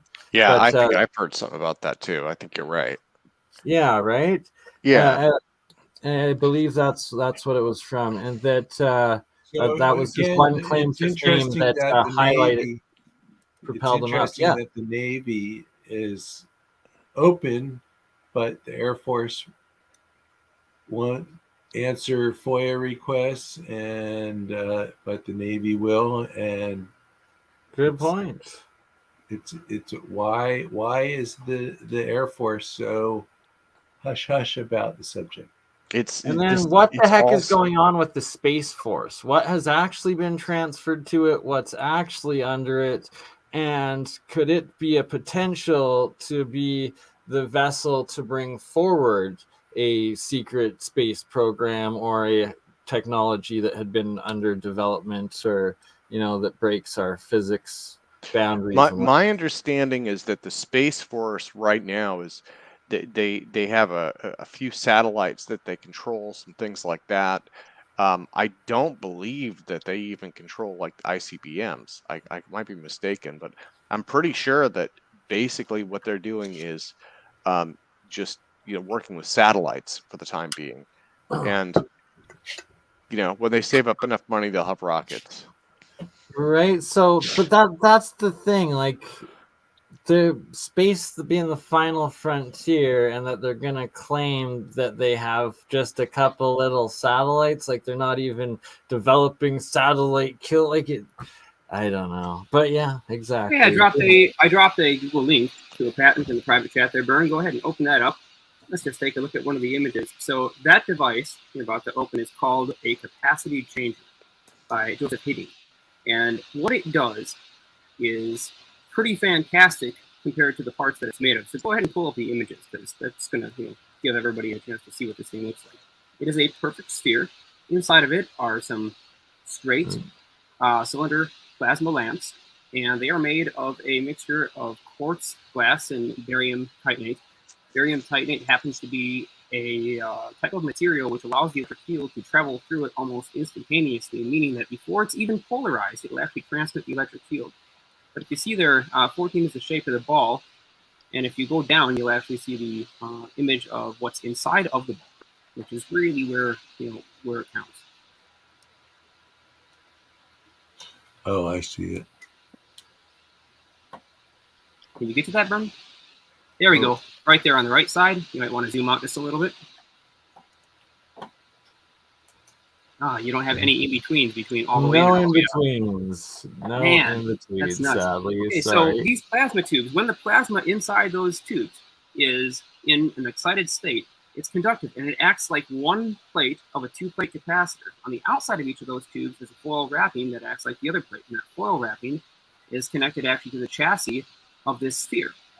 Now, normally we would never be able to build up enough potential fast enough to achieve a volts per meter sufficient to lock something off the ground, to either propel itself towards the attraction of the huge amount of positive ions in the ionosphere or away from the huge amount of electrons in the electron well that we live on called Earth. But this device, because the plasma can disconnect so incredibly fast, and because when it does, the capacity between these two plates doesn't go from like, a radio tuning capacitor where they simply get a little farther apart from each other, but they're in close proximity. No, the other second plate disappears completely, leaving the charge no place to go. So the scalar potential on that sphere goes up tremendously to several millions of volts, even though it could be charged with only several thousands of volts to start with. And what this does, he reports this because this is not the only thing we have from him. He actually wrote about this and responded to some people back in the day before he disappeared. And he said this thing pulled a lightning bolt about 30 foot or so long out of the air on a clear day. It didn't come down from the sky. It came out of the air and propagated towards this sphere because it literally tore electrons straight out of atmospheric gases, and probably, as he describes it, it was likely powered from the downwards ionic drift that was already present because of the extremely fast volts per meter of the fast impulse. So craft could fly using this type of technology, and this has been around for plenty long enough. And of course, he's not the first guy to play with this. Look at Tesla's teleforce. Those things were little vacuum evacuated tubes with a single electrode that he called teleforce from their output because they could exert a physical force, just like the Pockenoff impulse beam on distant objects. They could also transmit an actual electric potential at a distance, and they weren't sending particles from A to B. It seems like they were physically repolarizing the fabric of space-time itself, the aether in his case, in order to produce what would be equivalent to having a net charge differential. And that's a totally different type of technology than all other craft in the military-industrial complex use, which is why I say, although I am strongly an advocate that other non-terrestrial craft made by non-terrestrial beings do exist and are flying around, I think that almost all of what we see on a regular basis and what's reported is probably our craft, especially because stuff like this exists. I tested this idea. It works. I remember that video. Actually, I never did share my tests publicly with this one, so it must have been a different video. My bad.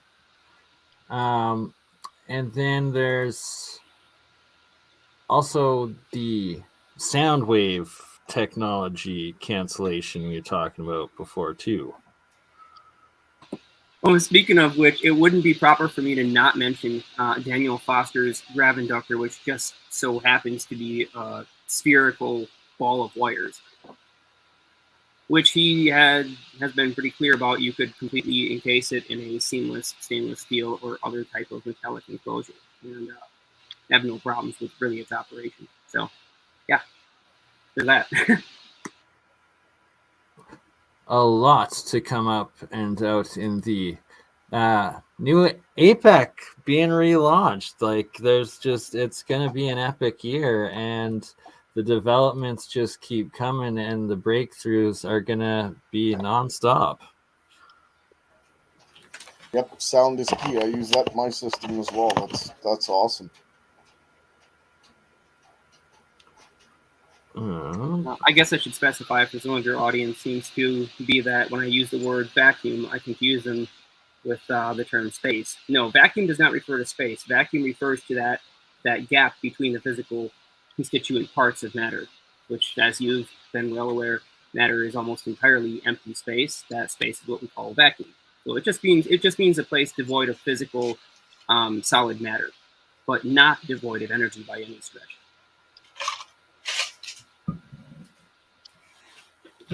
Space-time. Exactly. Michael, to just go over what you were saying before about string theory. What I don't like about string theory is the strings. I think what the universe is really made out of is spin. That is what you get after spin. Is that what you said? Spin. Spin is the only thing that is universal. Yeah, to the I entire think universe. you're right. I think spin That's is the where you live in a spintronic universe. How about spin on 100%. The string? Well, I was about to say, if you actually make a string, the way you do it is that you spin the fibers until they're wound up too tight to undone. Well, string theory is then a spin theory, isn't it? No, it's not. String theory is string theory. Spin theory is different. Well, so but they did get close. Yeah. So my problem with string theory is it assumes that gravitation is unipolar. It doesn't, and what I think is Boyd, you could have shortened that. There's two kinds of gravitation. There's anti-gravity and there's gravity. They're different things. Gravity is a second order, distance squared over time squared, and anti-gravity, which is hyperbolic as opposed to parabolic, is distance cubed over time cubed, and it's balloon-like. And I'm going to quote your first 8 words, Mr. Boyd. My problem with string theory is it assumes. Period. I think you could shorten it right there. It is. I wonder. It's been a long time that it's been around, and plenty of money has been dumped into it. But even though string theory has a lot of positive attributes that might be kind of sort of correct, it has yet to give us a consistent predictive analysis. It fails to make predictions, and so whether or not it's a theory that I'd spend any time on, personally, no, because it just isn't making those kinds of predictions that we realistically need to move forward in the technological sense. And since I'm kind of only focused on the technological sense, then it's I have to agree with Jeremiah on this. And I have read books on string theory. Actually, when I was in yeshiva, I was caught by the rabbi once reading a book behind the Gemara, and he thought it was porn. And he was all excited to pick it up string theory. And he's like, "What the fuck?" Oh man, dude! It is physics. It's theoretical physics. That hard. That's a good description of it. Physics porn. Okay, somebody needs to draw a comic of Mark actually doing that. Oh my god! I can give you the rabbi's phone number in Israel. You can still talk to him. Well, I think there's a grain of truth in everything. Okay. I think that string theory has some parts right. I can't deny it, because it has assisted other areas of physics. I think what happened is it was a good concept. It had a simple premise that ADD theories, but it's kind of like it went too far, man. It's like general relativity. It's part right. Yeah, it just stretched its boundaries a little too far until its strings snapped. It assumed way too much. It went far too theoretical. The part that it got right, I think, is that gravity's stronger at close up than it is far away. So it's not linear with distance. Exactly. Yeah, theory. It is highly nonlinear. Non-linear Michael, we set up the Cavendish experiment over here. We have lead balls with little pellets of osmium on it. Jeremiah, remember that really low friction magnet? Honestly, I wish I had one of those like that here, because that thing worked so unbelievably well. So we're using osmium. And did it actually have? Did it actually have the gravitation was still distance squared over time squared? I have to set it up again and actually do the calculations properly. And another thing, Aiden moved down here and he slept in the lab for a couple of weeks till we got him a home. He figured out when is the quietest time to run and when the least amount of cars are passing by the lab. So we're going to wait for that period during the week. I think it's on Sunday morning or something like that. Mm-hmm. And we're going to run the Cavendish experiment on a vibration absorption table and actually take those kind of measurements. Try to figure out G. So that's the question here with this strong extra dimension thing is that so the Planck is my hypothesis is all this Planck stuff is, since you can't measure it, it really doesn't have any meaning. Now, when I'm doing my measurement, my sensor's less than 100 nanometers from the spinning disk. So it's really close. Now, what I've been researching is the string theory they've got, the closest they've got is like 100, it's like 300 nanometers. They have this, the dimension has a radius that, where it's supposed to come in. So, and they based it on like stars and stuff like that. Okay, on astronomical stuff. Tim, how does this look? Oh, this is our sonic levitation device. Cool. It was. I think it's interesting. And look, it's using ultrasonic. I think you should. You may end up having to build a soundproof room for just it. Sonic, huh? Yeah, that's in sonic, the audible range. Yes. How much power did you have to put into it? Very audible. How much what? How much power did you have to put into it? Amp-wise sort of thing. It was probably 300. How many watts? It was probably about 300 watts max, but it wasn't going all into it because it wasn't mounted correctly. It should have been inside it like this. And right. I hope when we power it up again with 300 watts, we'll see what happens. Probably get better results. But he calculated that if you could put in a kilowatt of power, it should be able to lift like 5 or 10 pounds, which is enough to make this thing actually hover. It's possible to do that with using horns that are specifically tuned. You can even power it by ear. It doesn't even need electricity to go into it, just ear pressure, and you can get something like this to lift. I think it's a really interesting experiment. I think it'll be a great demo. I really think you probably end up with a soundproof room though, because I mean, to achieve what you want, I have a feeling that it's going to be just like way too loud, So I sent you guys an email with that Chat GPT thing about Planck. Thanks. I just got your email, and I'm going to check that out. And I also wanted to add to your comment earlier that you're not sure why it would matter since it's so small that we can't really measure it. Well, it would matter if there was a real geometry embedded within it. That is to say, if the Planck time between one point to the other, the reason for why we find out at the smallest scale that there seems to be this quantization of individual moments where signals travel and there's like a zero time between them. They hesitate, they spend some time at one point and they move on to the next, and they're just instantly there. So that would indicate to us that there is a real geometry down at that scale. And if there is a geometry, it would dictate, well, the laws of this universe as far as physics can see them. It would tell us all about the covalent bonding structure. It would tell us about the weak and strong nuclear force. It would tell us about the way that electromagnetic waves are propagated if we understood its geometry. So it would explain life a lot more than you think. It would explain how our brain works. It would explain a whole lot of stuff. If gravity's strong close up, it would explain life or over unity. And the most important thing that I've learned in the last year, and I can probably say this pretty well hands down, it's learning about the underlying substructure of this universe and physically how it is geometrically arranged. It's a geometric phenomenon. And you get very different results with certain geometries than you should expect electromagnetically or kinetically or acoustically. You get really weird anomalies. Yeah, if anybody has seen it in the electromagnetic realm, it's certainly UG. Yeah, I've played with some interesting experiments and electrocuted myself so many different times. That's how you know you're doing good work.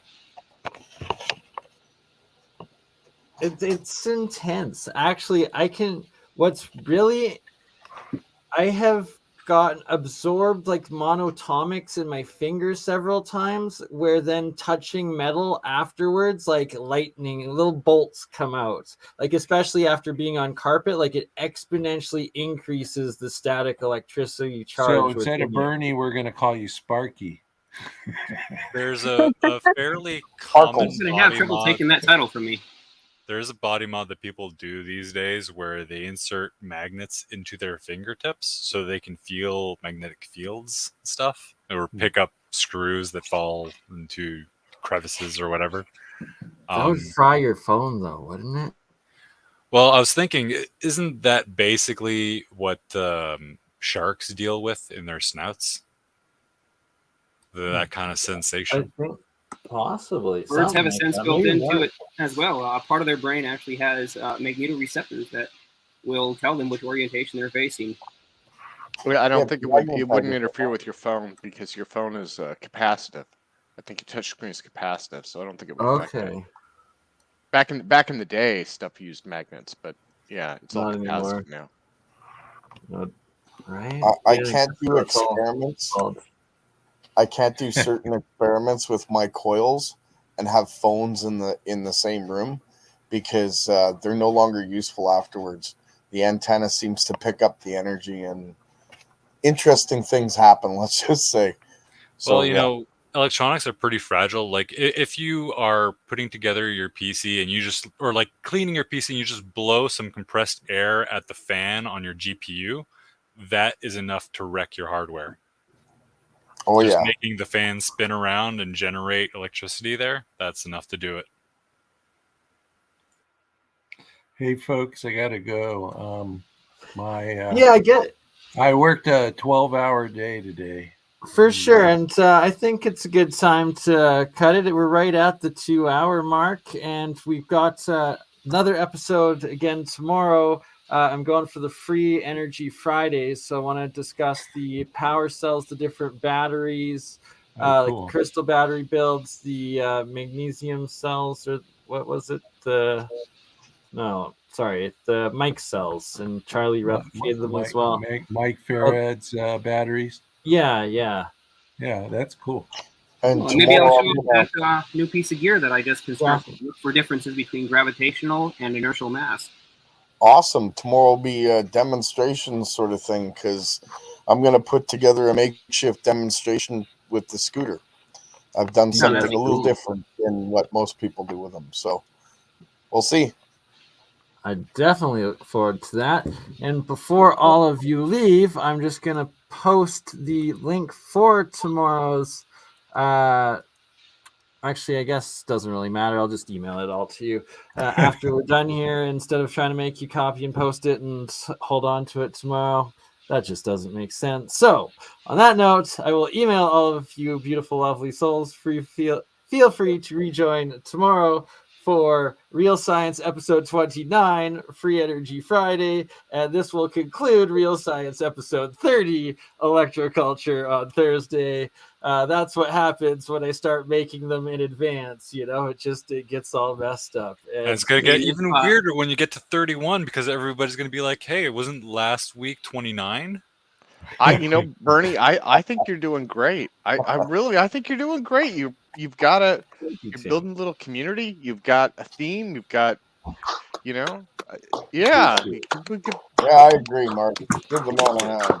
Well, APEC was a huge part of it, and I love being a part of your community and bringing this community together. BurnEye, you know what Tim told me when I told him about APEC? He said, if you want to do it, you got to make it mellow. And BurnEye is the king of mellow. It doesn't get any more mellow. That's actually the reason for why this channel has had almost all these massive names amongst this private study community in it. There's so many huge names that have been to this almost nothing channel. You look at the subs count, you look at the views count, or the number of live viewers, and it's so small, but yet these huge names are coming on here. Why? Because Bernie's really chill. Because you just get an email from Bernie's like Bernie's like, we're doing StreamYard. Right, in an hour. Yeah, an hour is actually Everyone's pretty mod. good notice for You can Bernie. say I've anything, gotten just like, don't make it we're rude. on in 14 minutes. Come on.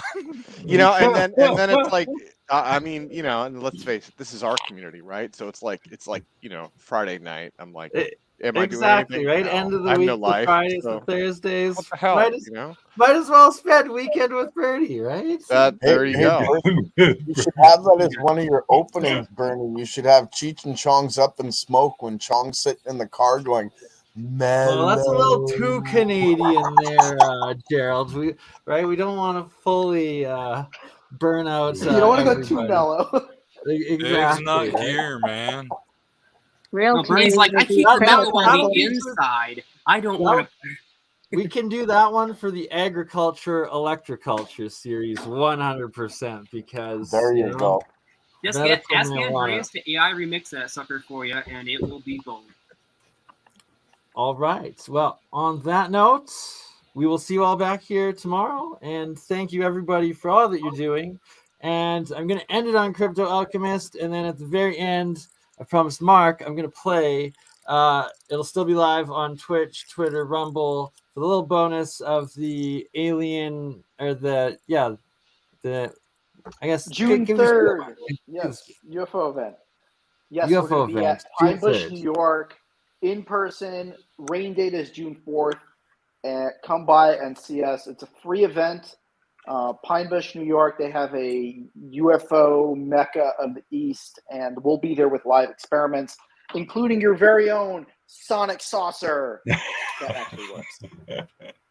This is our sonic saucer. But okay, explain the sonic saucer just a little bit more before we go, because you're saying it resonates with its own sound. Sonic Saucer was born between a conversation between Todd DeCiato and ChatGPT, and then we had conversations about the profile. Basically, this is a parabola, and the focal point of it is right over here, right where the top would have been. But then I cut this hole open in order to mount a speaker to it, and we may have to open up a hole on the other side or something, but generally, you're just pumping energy into this thing and seeing what happens.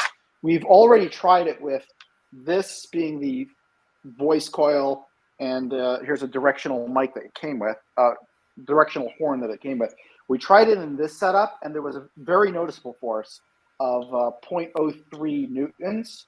That was enough to swing this back and forth. So the next version is going to have it mounted inside. We also have some car horns that are going to be coming, and we'll try mounting those as well. This was made on a spin lathe that we have here at the shop. And rather than trying welding it, I just connected it together with duct tape. But when we get our welding on, we'll get that working. And actually, Mr. Simon suggested we try it out of, what's called again, carbon fiber. Yeah, carbon fiber over duct tape. Probably he was reading. You know what a Fresnel wave is? A Fresnel, that's the one that is straight. That's like the drum, you know, the drum.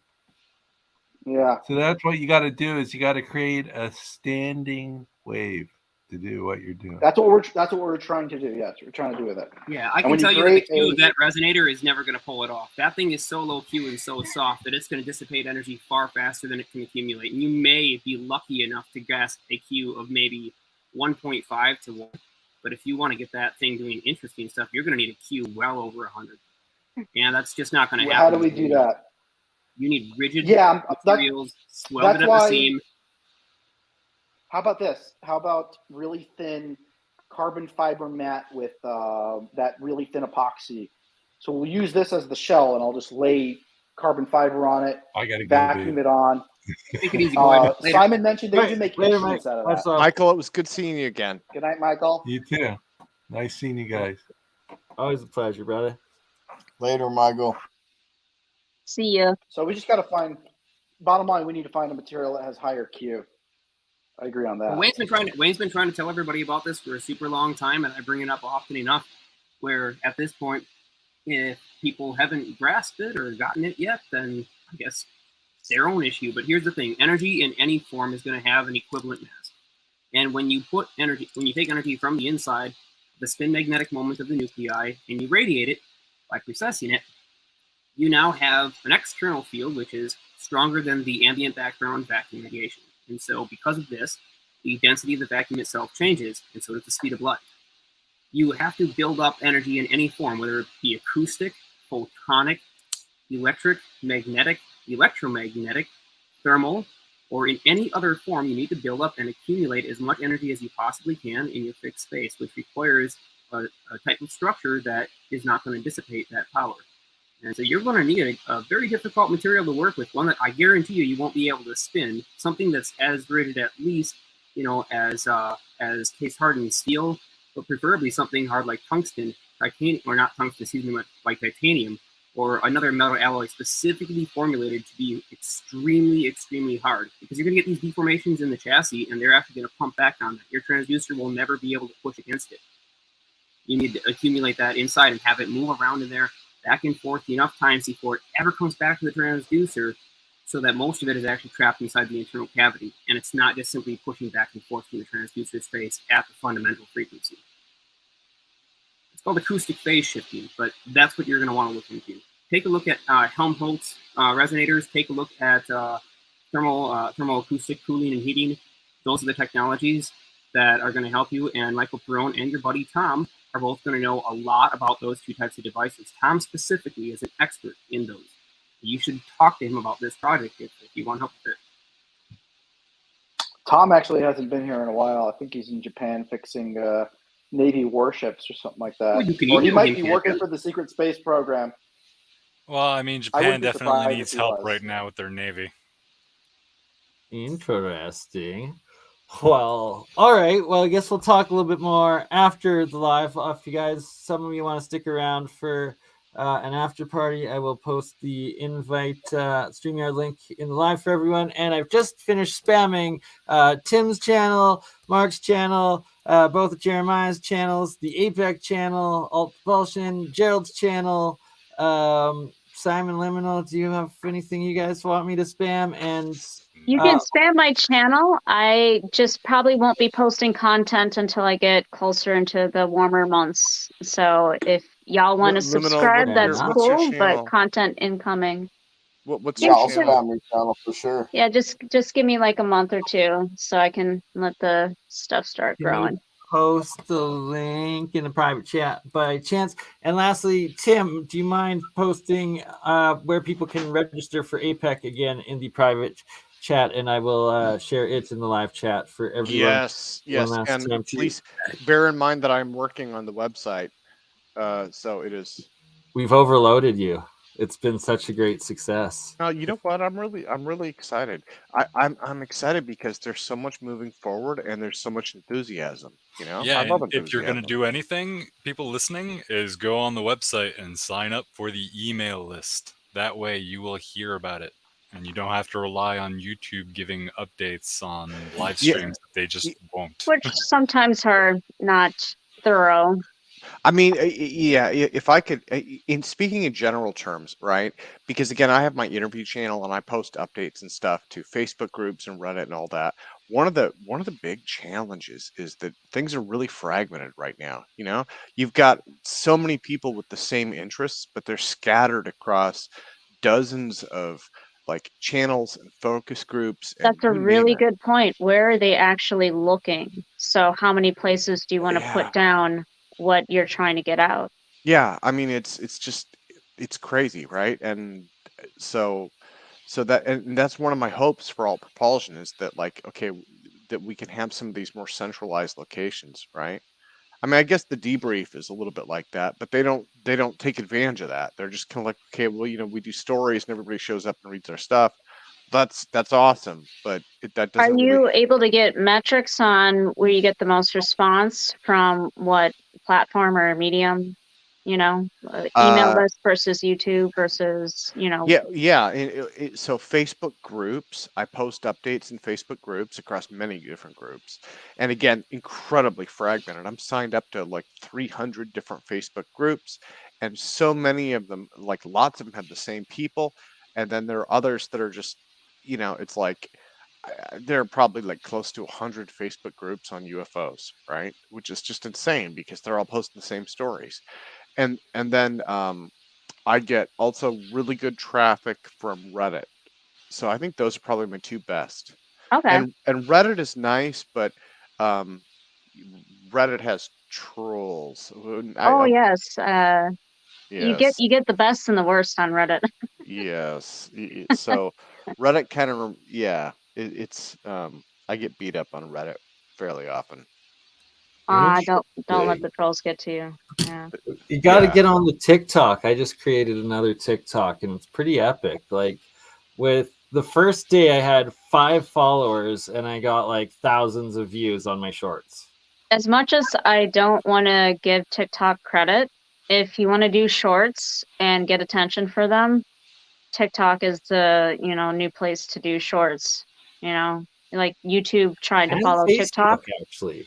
Yeah, Facebook and YouTube try to do their own version of TikTok, but there's a lot of people really looking at TikTok right now, and they have been for the past, 4 years or so. Can we stop pretending that Vine wasn't before TikTok, though? Vine definitely was before TikTok. They just didn't do a good enough PR campaign. Otherwise, Vine would still be around. They weren't owned by China or Mark Zuckerberg. They didn't have any PR. I remember Vine. I remember Vine was like one of those, when you're doing your social media promotion stuff, they're like, sign up for Vine.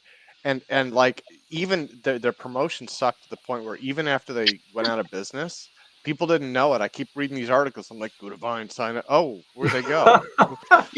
Like, like they didn't even tell people they were going out of business. Ghost of Vine. Yeah, you go back in the day, right? And you compare, MySpace to Facebook.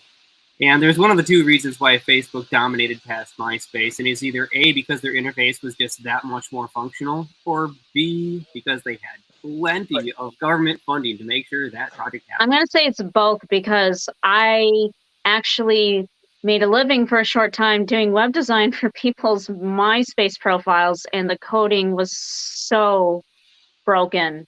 Yeah. So the overall site, the overall PR, it just couldn't hold a candle to what Facebook was ramping up to at that time. So MySpace was destined to fall.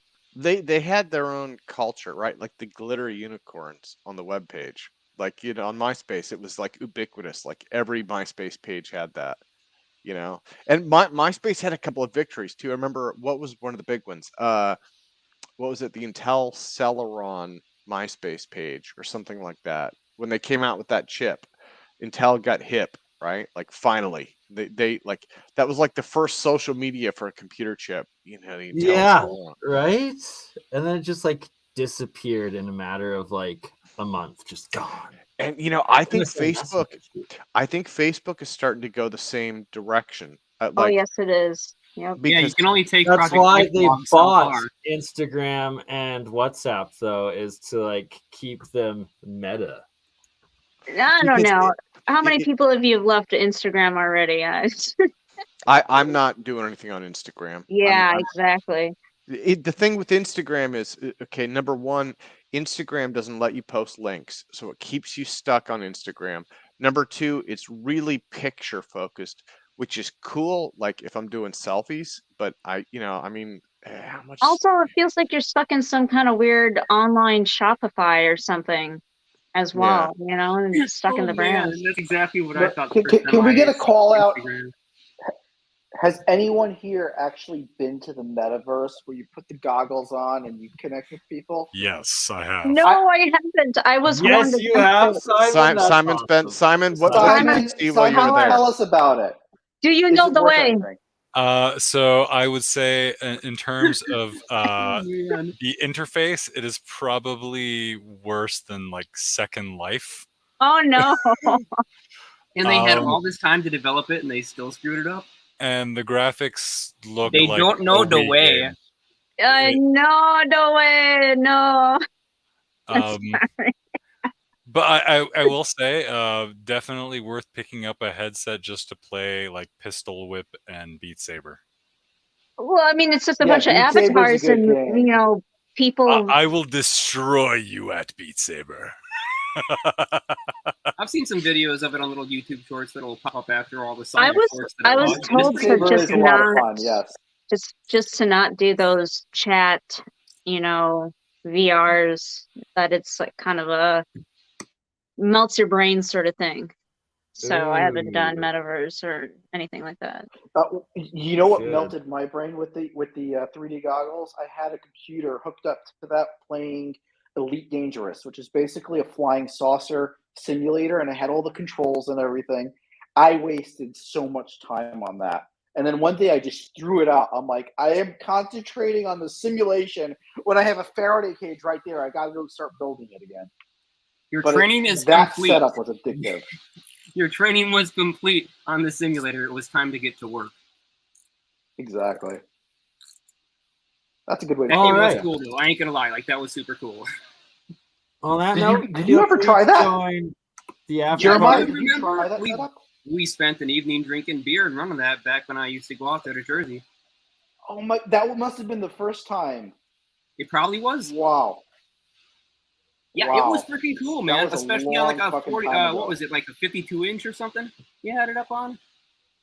I just wish you had a projector because then we could have made the damn thing like 15 feet wide and it would have been immersive. No, with the goggles. You didn't try it with the goggles. Oh, I've never tried it with the goggles. No, that's got to be way better. Yes, I have it with the goggles now. It's really crazy. Well, let's check it out after the stream. We're closing. We'll see you all back here tomorrow. That concludes Real Science episode 30, Real Science episode 29 tomorrow. Thanks, y'all. Free Thanks, energy Bernie. Love you all. Feel free to join. Thanks, everybody. Party. Great stream. Thank you. Much love. Oh, wow.